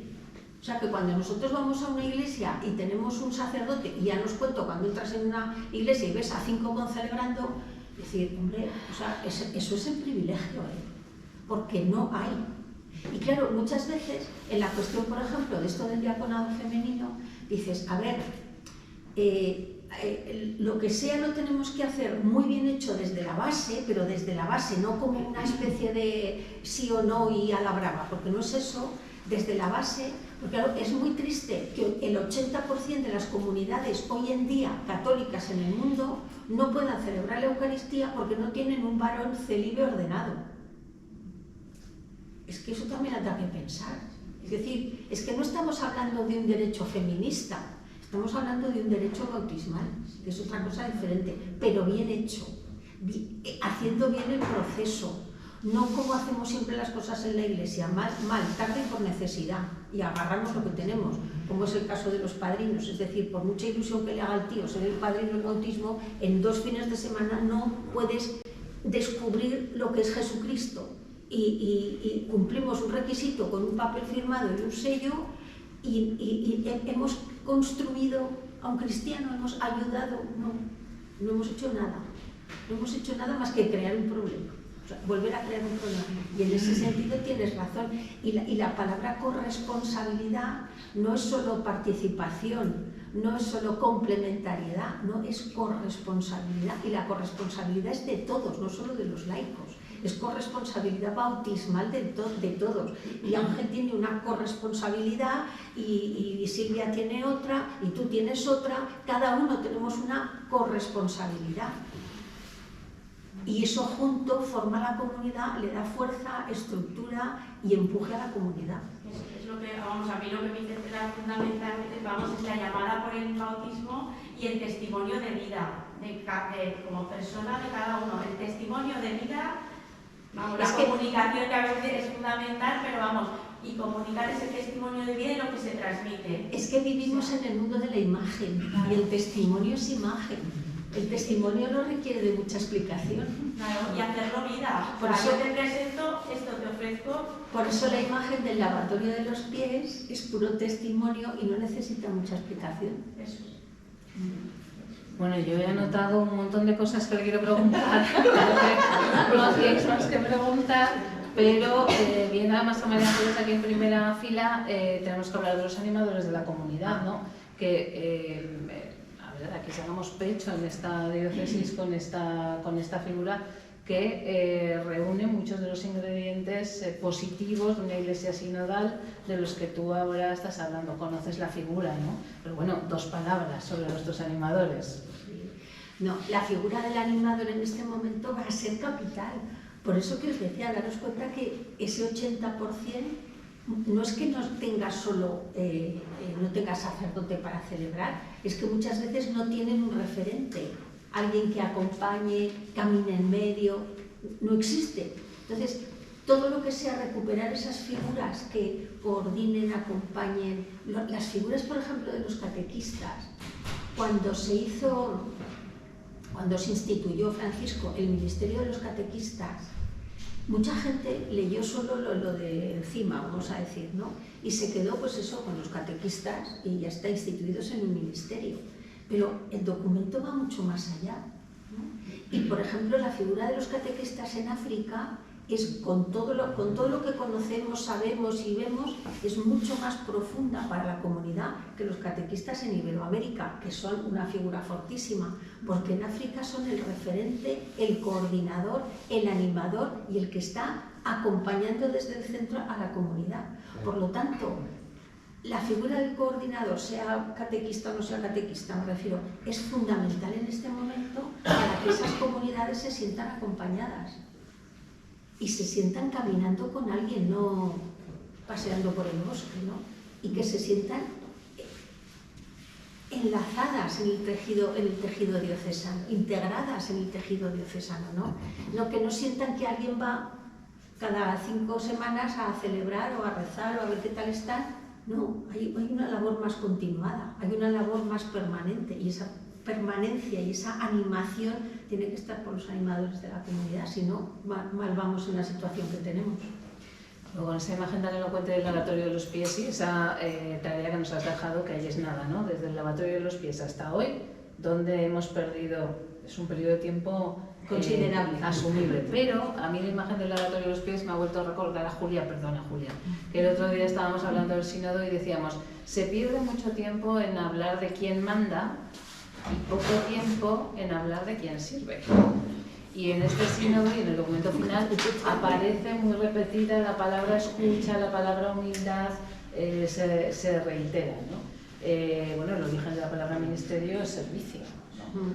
Y ahí también hay que hacer uno de esos cambios internos.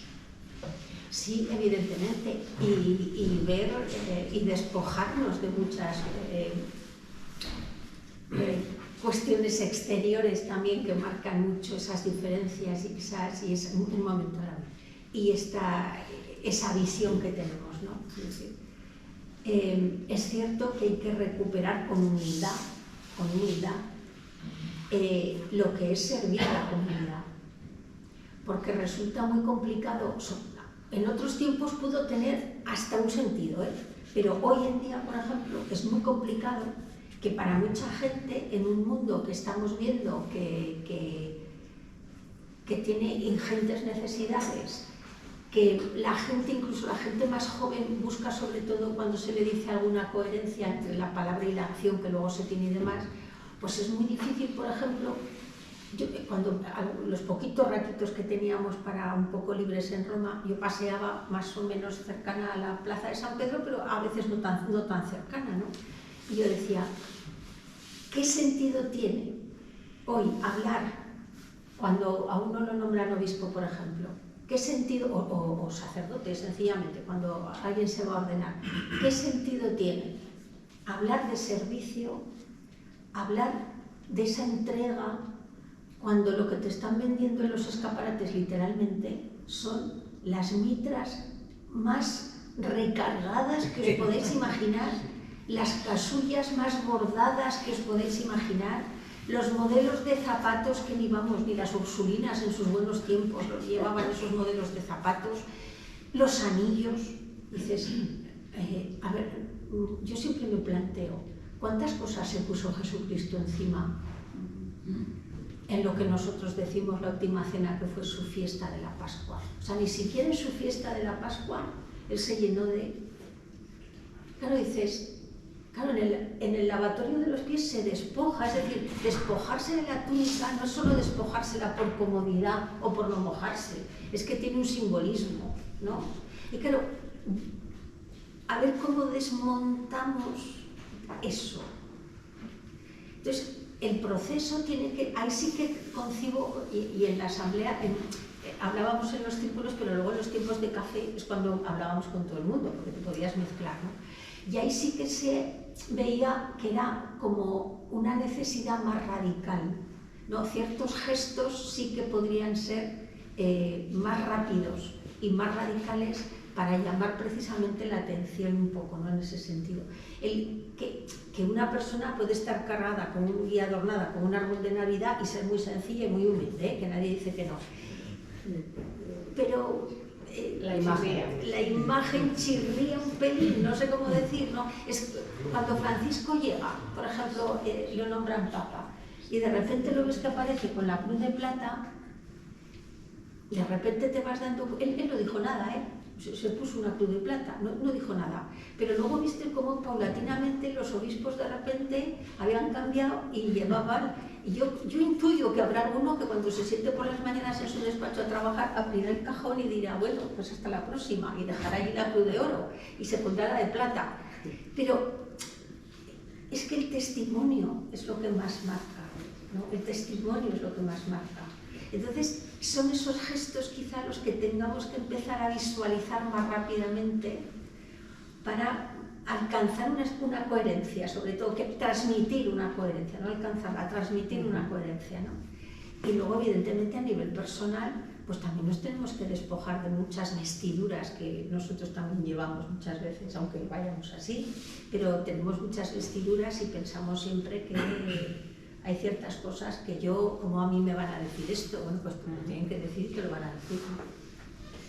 En definitiva, volvemos siempre a la conversión personal. Sí, al final es eso. Luego una reflexión, porque cuando estabas hablando de las dificultades para encontrar padrinos y de los sacramentos, etcétera, etcétera, don Ángel, que lo tenemos sentado en la mesa, enseguida me ha venido a la cabeza que muchas veces habla, no podemos ser una iglesia como un bazar expendedor de sacramentos, hay que hacer un paso más allá. Pero hay miedo, ¿no? Porque antes decías, hay que arriesgarse, ¿no? Una de las conclusiones de eso, hay que arriesgarse, hay que seguir avanzando. Pero da un poco de miedo dejar de hacer lo que vienes haciendo y empezar a hacer algo que no tiene manual, ni tampoco sabemos dónde nos va a desembocar. Bueno, pues a lo mejor no tenemos manual, pero tenemos un librito que son los evangelios que nos podrían ayudar bastante. Tampoco hace falta, ¿no?, grandes cosas. Sí, a ver, los cambios siempre nos dan miedo, y los cambios que llevan asentados cientos de años pues dan más miedo todavía, ¿no? Todo va en proporción. Entonces, es verdad que nos da miedo, pero bueno, también es cuestión de ponerse en marcha. A la luna no hemos llegado limitándonos a tirar petardos en el suelo, ¿no? Hubo gente que tuvo la intuición, siguió, otros siguieron, y el primero no llegó a ver nada, pero abrió el camino para... Pues a lo mejor a nosotros nos toca hacer en este momento exactamente lo mismo, empezar a hacer esos gestos que no van a ser en definitiva lo que querríamos que ya fuera, pero que nos van a ir conduciendo a que otras personas se entusiasmen, cojan el testigo y vayan avanzando. Es decir, tampoco tenemos que creernos que nosotros lo vamos a hacer todo, que yo no es por desanimar, pero de los que estamos aquí, grandes gestos, no sé si lo veremos alguno, y no es por desanimar, pero esa corresponsabilidad de la que hablaba Beatriz, en parte es también eso, ¿no? Es decir, abrir camino para que los que vienen por detrás vean que primero no les tenemos que dejar la iglesia hecha, porque es como nos la hemos encontrado nosotros y tenemos esos problemas, sino que es posible entre todos ir tejiendo una forma de relación distinta que vaya mostrando otra cara de iglesia, que es lo que en definitiva estamos buscando. Y luego, por otro lado, que antes yo creo que has dicho que la iglesia ha dejado de ser relevantes, no somos relevantes, ¿no? Lo que diga, ¿no? Muchas veces, o el mensaje que pueda transmitir la iglesia. Vivimos un momento, también lo decía Raúl, de enorme crisis ideológica, crisis de fe, crisis por lo que provoca la multiculturalidad. No es al mismo tiempo una magnífica oportunidad, no solo el sínodo, sino el panorama de crisis. Este es un gran momento para la iglesia. Ahora sí puede ser relevante desde esa nueva manera de ser iglesia humilde, que escucha. A ver, las crisis son siempre tiempos de oportunidad. Siempre son tiempos de oportunidad. Eso, y hay que leerlas en clave muy positiva. Eso por una parte. Por otra, ahora oiréis mucha gente que ataca a la iglesia a través de la Agenda 2030. La mitad de ellos no han leído la Agenda 2030 Cuando se lee la Agenda 2030, es verdad que tiene cosas terriblemente malas. O sea, eso no se puede negar. Tiene cosas terriblemente malas para el ser humano. Para el ser humano, para la sociedad, pero y para el ser humano en concreto.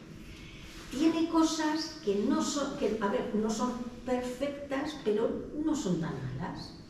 Y tiene cosas buenas. ¿Por qué negarlas?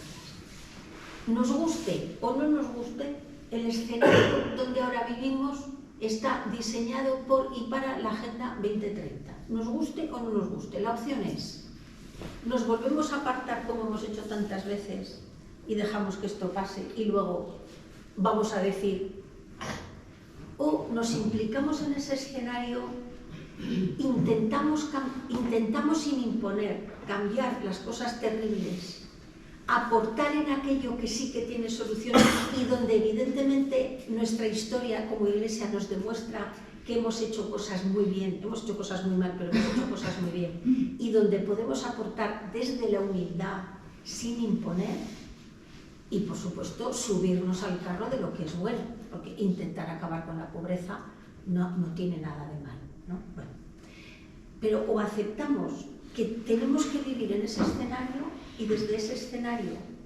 intentar implicarnos lo suficiente, con la humildad suficiente como para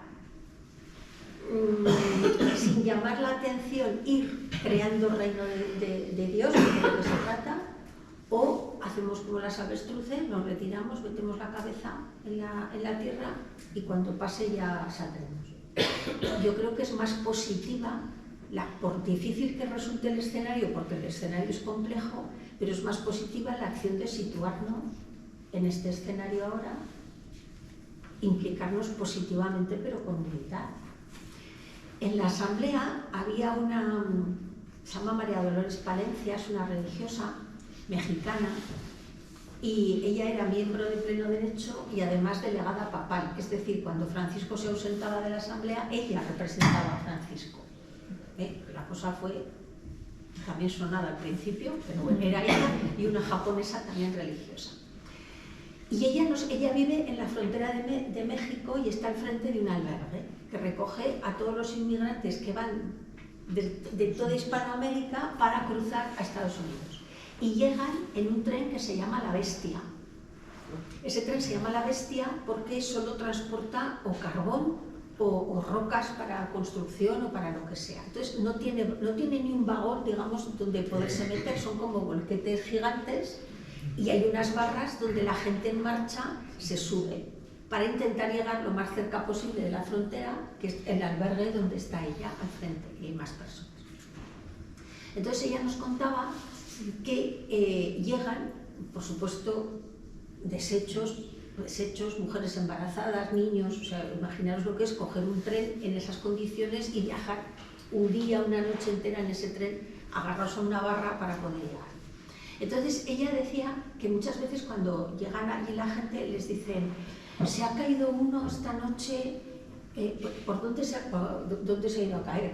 ¿Dónde? ¿Qué había alrededor? Pues había piñas, por ejemplo, una plantación de piñas, o había un sitio que había como unas casas abandonadas. Entonces, por esas referencias ya saben más o menos por dónde pueden estar. Entonces, 2 noches a la semana salen dos, ella y otra hermana de la congregación, acompañadas por 2 vigilantes que tienen que pagar, porque ahí el narcotráfico funciona como así, y van con un coche buscando a los a veces heridos, la mayoría de las veces cadáveres.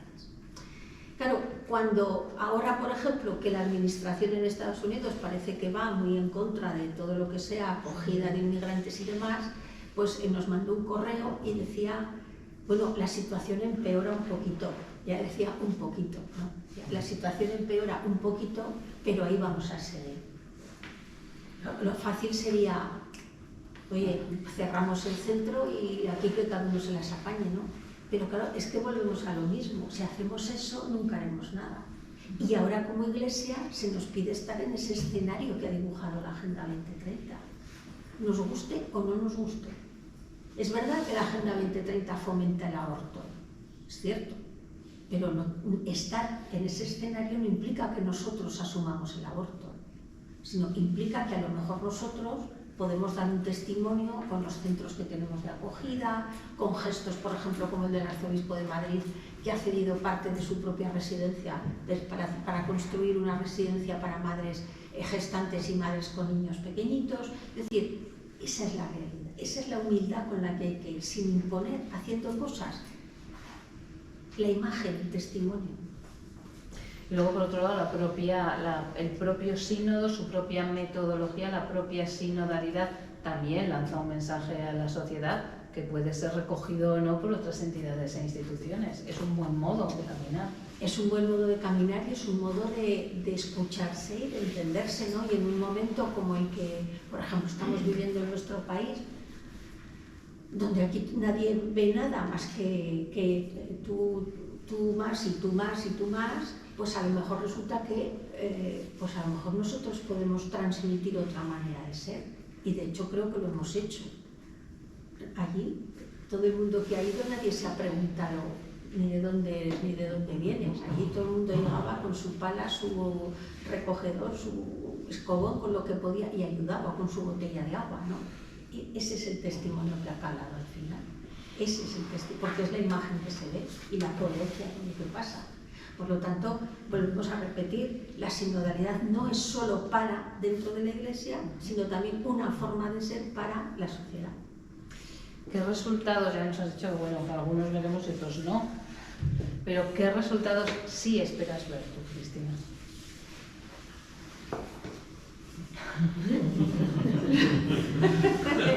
Silencio, esta pregunta silencio dramático. me la podías haber dicho antes.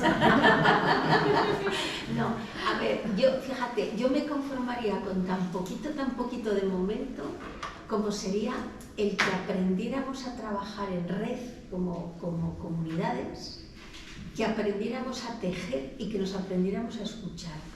Seguir escuchándonos, eso es fundamental, porque solo cuando escuchas conoces realmente a la otra persona. A mí me ha pasado, me pasó un poquito en la asamblea pasada, pero no hubo tantas posibilidades por otras cuestiones, pero este año he tenido posibilidad de hablar con una determinada persona, que no tengo que decir quién es, además no debo decir quién es, privadamente durante 5 o 6 veces. Y reconozco que al principio era un poco una especie de salto en el vacío, ¿no? Porque decías, y lo que le tengo que preguntar, y lo que le quiero comentar, cómo se lo tomará, cómo no se lo tomará.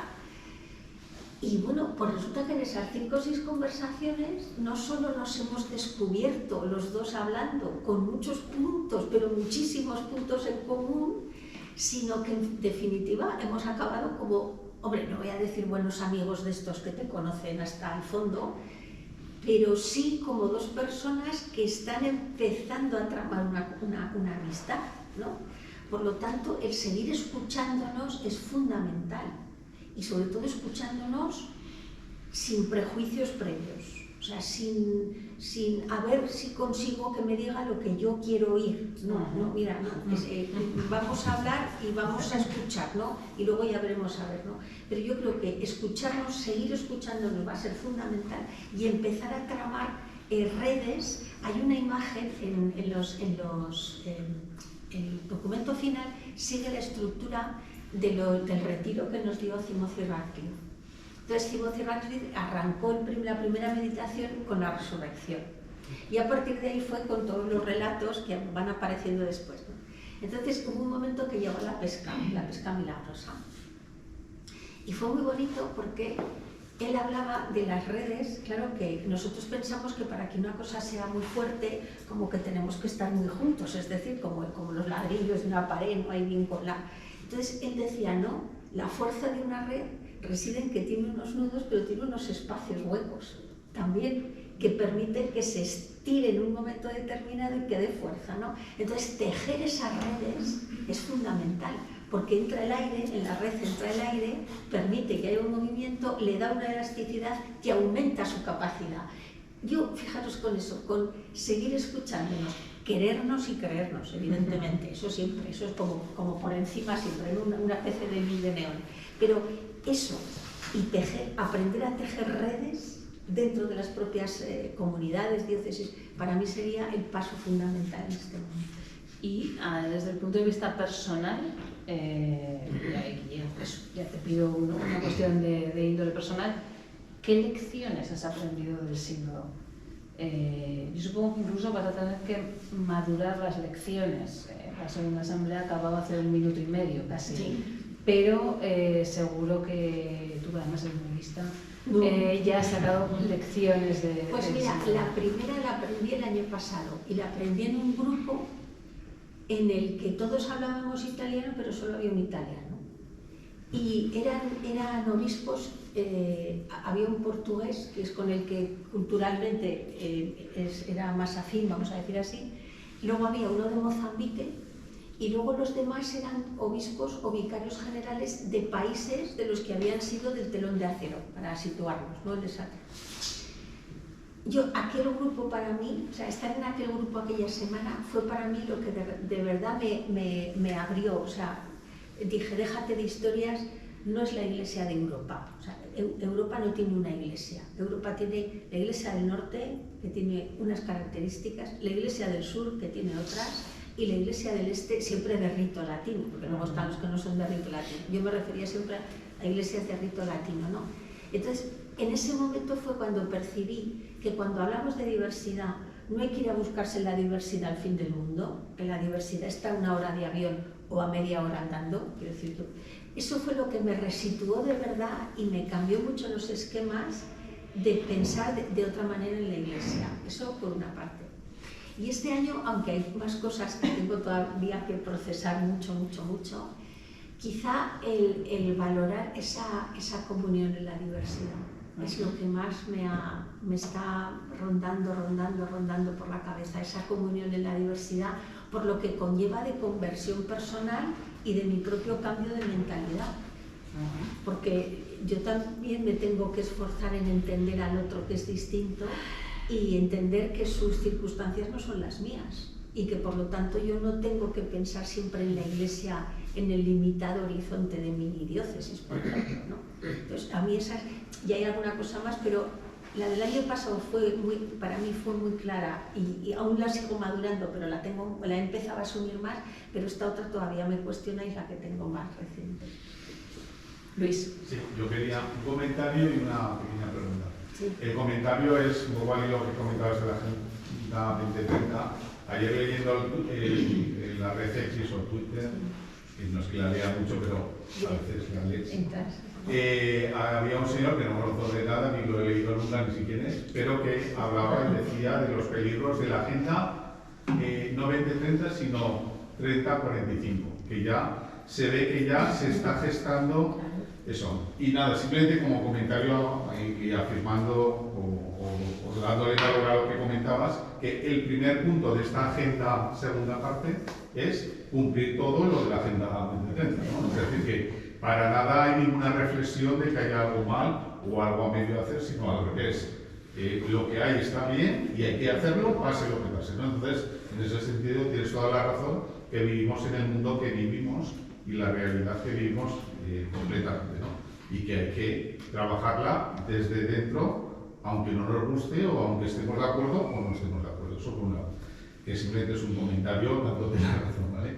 Y luego te quería hacer una pregunta muy concreta, y es que la reflexión de que has hecho de que los que estamos aquí vamos a ver muy poco del resultado de todo esto, yo te quería preguntar si ¿has sacado algo en concreto, alguna reflexión o alguna idea o alguna cosa esperanzadora con relación a la gente joven? Es decir, toda esa gente joven que mayoritariamente, pues hoy tampoco es que estén excesivamente representados aquí, pero que sobre todo en la sociedad mayoritariamente tienen tantas distracciones, como podría decir Raúl, tantas altavoces, tantas cosas a las que atender y a las que están convocados de manera impresionante que difícilmente, pues sin nadie que les guíe, sin nadie que les aconseje, pues difícilmente van a poder hacer nada de lo que aquí podamos hablar o en cualquier sitio que hablemos. Entonces, saber si había habido alguna idea, alguna comisión, que supongo que sí, en relación a ese conjunto de personas concreto. Sí, a ver.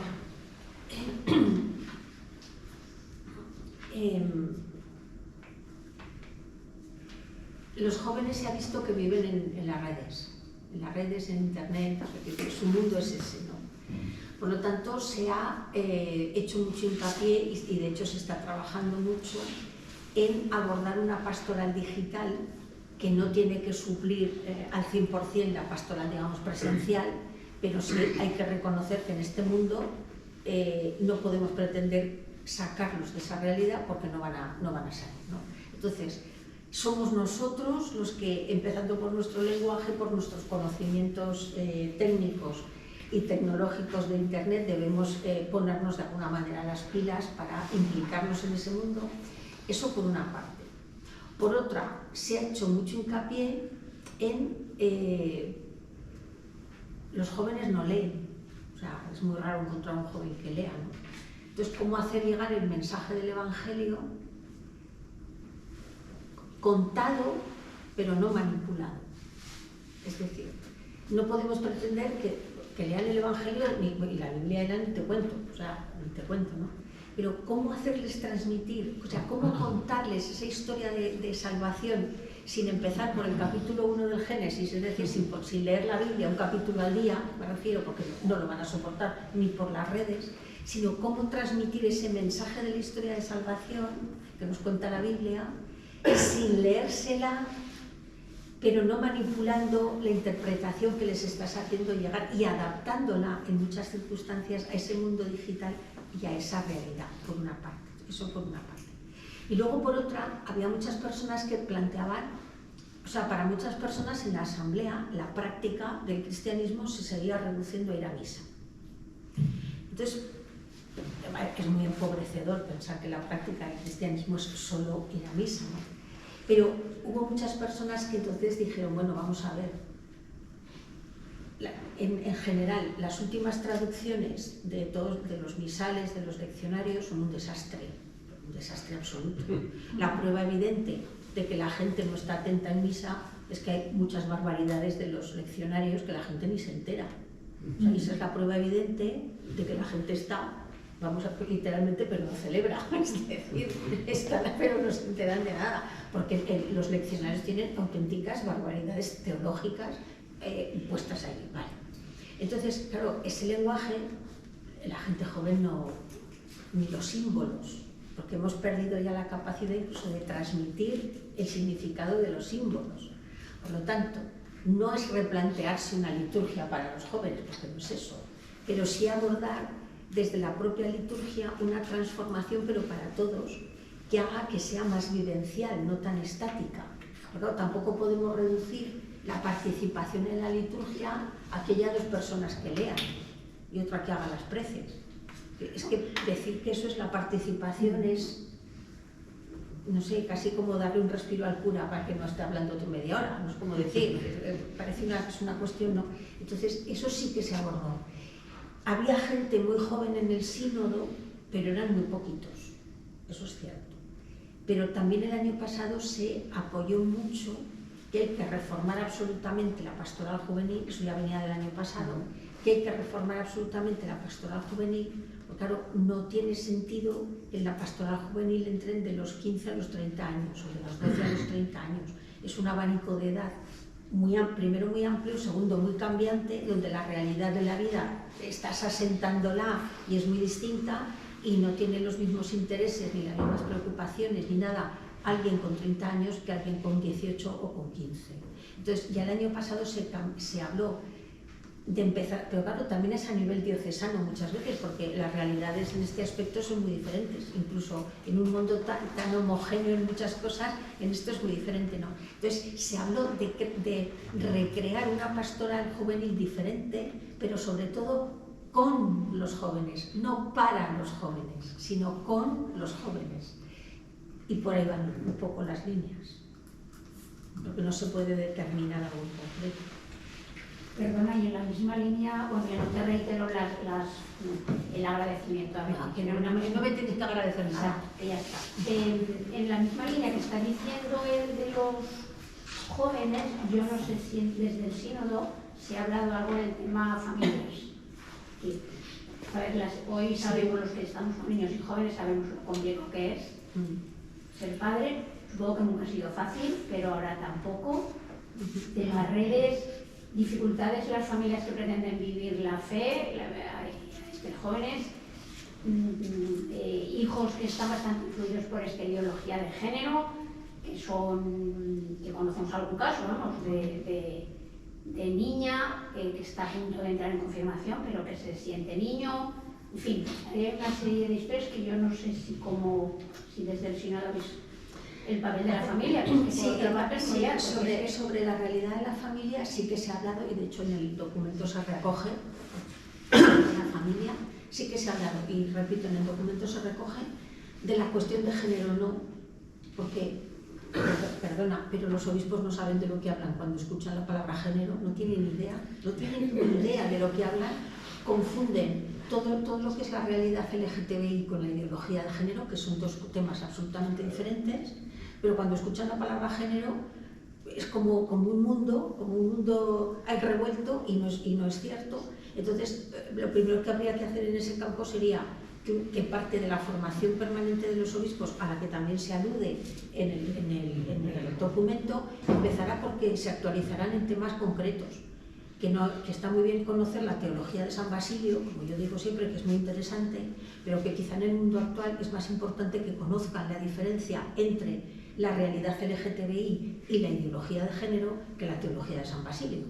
Que, repito, no tengo nada en contra de la teología de San Basilio, que es un santo que me cae muy bien y me gusta mucho su teología, pero lo pongo como ejemplo, ¿no? Quiero decir, la formación permanente tiene, y además aquí en el documento se especifica muy bien, en el contexto de los obispos, es decir, no sobre el sexo de los ángeles, sino en el contexto y sobre temas que sean de la realidad. Entonces, de la familia sí que se habla y está recogido en el documento, pero las cuestiones, por ejemplo, propias de género, no, porque no entienden lo que es hablar de género. Y porque en cuanto nombres la palabra género, se ponen a temblar porque entienden ideología de género, y no es eso. Es diferente. Entonces, sí se habló de la familia y de cuestiones que están ahí para abordarlas también de forma muy concreta en las distintas realidades, porque hay una generalidad en las familias hoy, pero tampoco es igual en todos los sitios, por lo tanto sí que hay cuestiones prácticas que se deben abordar. La cuestión del documento es que todo debe abordarse desde la comunidad, o sea, no tiene que venir nada de arriba, sino que todo tiene que ser abordado desde la comunidad, y la cuestión de género no se abordó porque se ve que es imposible. Pero, Nieves, se habló de género el fin de semana pasado en la reunión de los delegados de familia que estuvo don Ángel, que forma parte de ese grupo, así que si quieres... Sí, cuando digo yo que aquí tengo que venir a aprender. Se habló el fin de semana pasado. ¿Alguna cuestión más? Yo, Silvia no ha levantado la mano, pero como si la levantara. Porque yo sé, lo siento, Silvia, te has puesto en primera fila y... Está Chema en primera fila. Pero si tienes que preguntar algo. En Chema hay un periodista dentro, o sea que siempre tiene una pregunta. Pero Silvia, no, yo al hilo de lo que me has comentado antes de empezar la charla sobre la Virgen María dentro del documento, que no lo he querido decir, bueno, pues léelo, pero no me lo he querido hacer mío, dado que me lo has comentado. Mientras Silvia busca ese número del documento, os comento, para los que no lo hayáis leído todavía, que un punto muy importante es también el documento la formación de todos, independientemente que haya que reformar ampliamente la formación de los seminarios, eso es otro tema aparte. Pero la formación de todos, que es capital. ¿Por qué? Porque si abrimos los procesos de rendición de cuentas y de transparencia, conllevarán procesos de discernimiento. Y si no entendemos el tema sobre el que tenemos que discernir, ¿cómo vamos a discernir?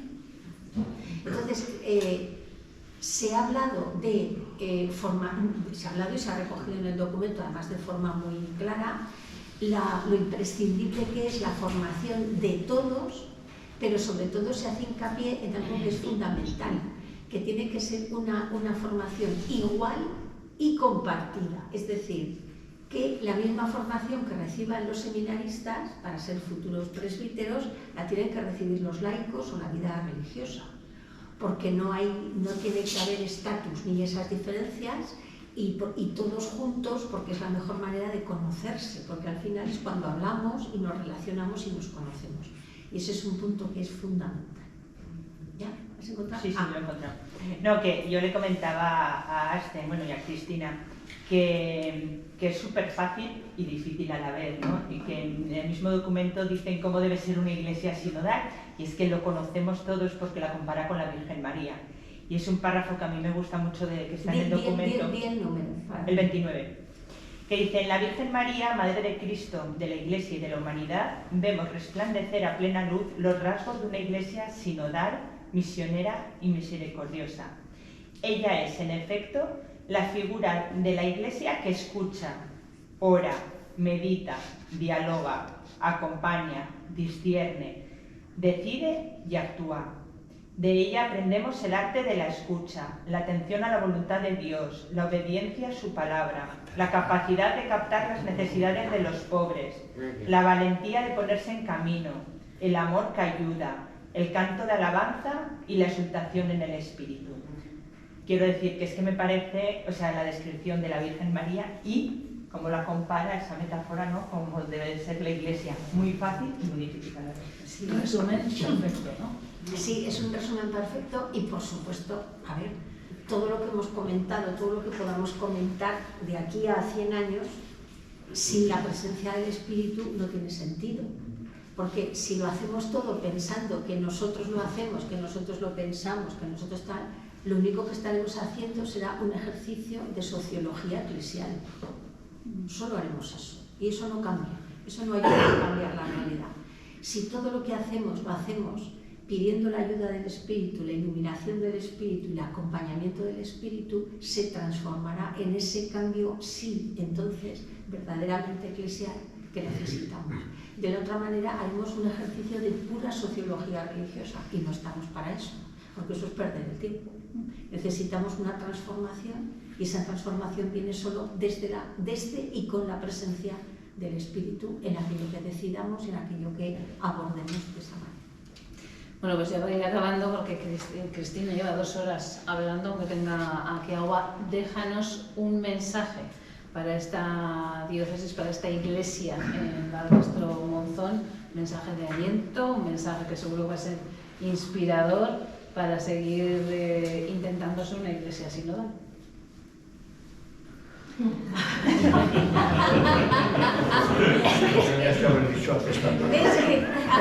Es que yo, lo que os he dicho al principio y os he dicho ahora, os lo vuelvo a repetir. Es decir, a ver, venir aquí a decir algo cuando yo tengo que venir aquí a aprender de vosotros, pues me parece un poco osado, que diría que me parece un poquito osado.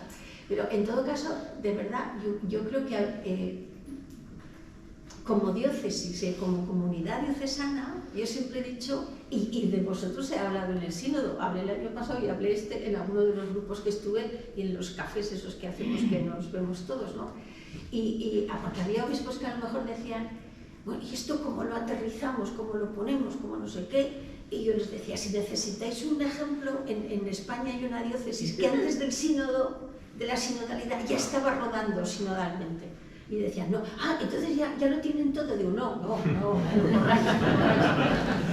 decía, están en el proceso y se puede aprender, ¿no? Entonces yo no creo que os tenga que dar ningún consejo, pero en todo caso, yo os diría que sigáis caminando, o sea, que sigáis caminando, que sigáis escuchándoos y sobre todo eso, que os queráis y que os creáis. Y que aquí nadie está para usurparle el puesto a nadie, para dejar de lado a nadie, sino que vosotros sois la prueba evidente de que eso que decimos tantas veces, ¿no? Ese refrán español de que la unión hace la fuerza, pues sois la prueba evidente de que esa unión hace la fuerza, a ver, con todas las piedras en el camino, que eso no se puede quitar, pero tenéis esa capacidad, ¿no? Esa capacidad de superación, de ir paso a paso, de abordar la realidad. Y yo de verdad que solo os puedo decir que gracias por el ejemplo, o sea, mi única sugerencia final es gracias por el ejemplo que dais para quien lo ve y para quien no lo quiere ver. Pero en todo caso vosotros lo dais, sois ese testimonio, digamos, esa imagen que es puro testimonio para gente que os quiere ver y para gente que no os quiere ver, pero que alguna vez, yo creo que así de reojillo siempre mira a alguien, aunque luego diga que no, pero que sigáis en esa línea, que es que no hay que hacer cosas extraordinarias, sino hacer las cosas ordinarias, corrientes, vamos a decir, de la manera más natural posible, que es lo que habéis hecho vosotros. Y os habéis concedido la palabra unos a otros, os habéis escuchado, os escucháis y por lo tanto que sigáis en ese camino, es que no hay otra. O sea que gracias por ser como sois y gracias por mostrar que el proceso para hacerse una iglesia sinodal es posible y es posible por todos y para todos. O sea que gracias. Don Ángel, una palabra, que está sentado aquí, lo ha dicho. Simplemente estas palabras de Cristina nos sonrojan, que por otra parte acogemos con humildad y responsabilidad porque sabemos que quien está aleteando es el Espíritu. Si hay algo que tengo claro es que el milagro ha sido del Señor, a través de vuestra mediación. Me emociona el veros a vosotros. Y yo, la única palabra que diría, sé tú mismo y habéis dicho esas otras tan bonitas, juntos estamos aprendiendo los unos de los otros, también con errores, también con impaciencias, también con críticas, pero juntos estamos mostrando y visibilizando que otro modo de ser de Jesús de Nazaret es posible. Yo me parece, y entonces cada uno de los que estáis, pues vamos a creernos y vamos a querernos. Quizá con eso seremos testigos para quienes nos quieran ver y para quienes les moleste a lo mejor que esto pues pueda estar saliendo, no porque seamos ni más, ni menos, ni mejores, ni peores, sino porque intentamos ser dóciles al Espíritu. Yo creo que eso es lo único que podría decir. El privilegio de tener una embajadora como Cristina en el mundo, pues es algo que nos ayuda. ¿Para qué vamos a decir lo contrario? Y le agradecemos enormemente porque ella llevaba el crismón, ya lo digo, ya lo chivo, y le ve el Papa y dice, che, pará, te trajiste la catedral a trozos. Y dice, no, me la regalaron los de Barbastro. ¿Barbastro? ¿Conoces Barbastro? Dice, somos muy amigos. ¿Qué vamos a poder pedir cuando el mismo Papa, cuando recibía también pues, lo de las unidades pastorales, pues es bien consciente de que estamos todos empezando y que ahí andamos y que no es la panacea. Como decía ella, no faltarán piedras en el camino, como lo estáis viendo, pero lo que es de Dios siempre se abre camino. Muchas gracias, Cristina, y muchas gracias a quien la ha presentado, a quien le ha tirado de la lengua, a quienes habéis participado y a todos los que estáis aquí y a los que nos van a ver, que afortunadamente esto también nos va a permitir pues seguir chafardeando, que es muy importante, hacer lío.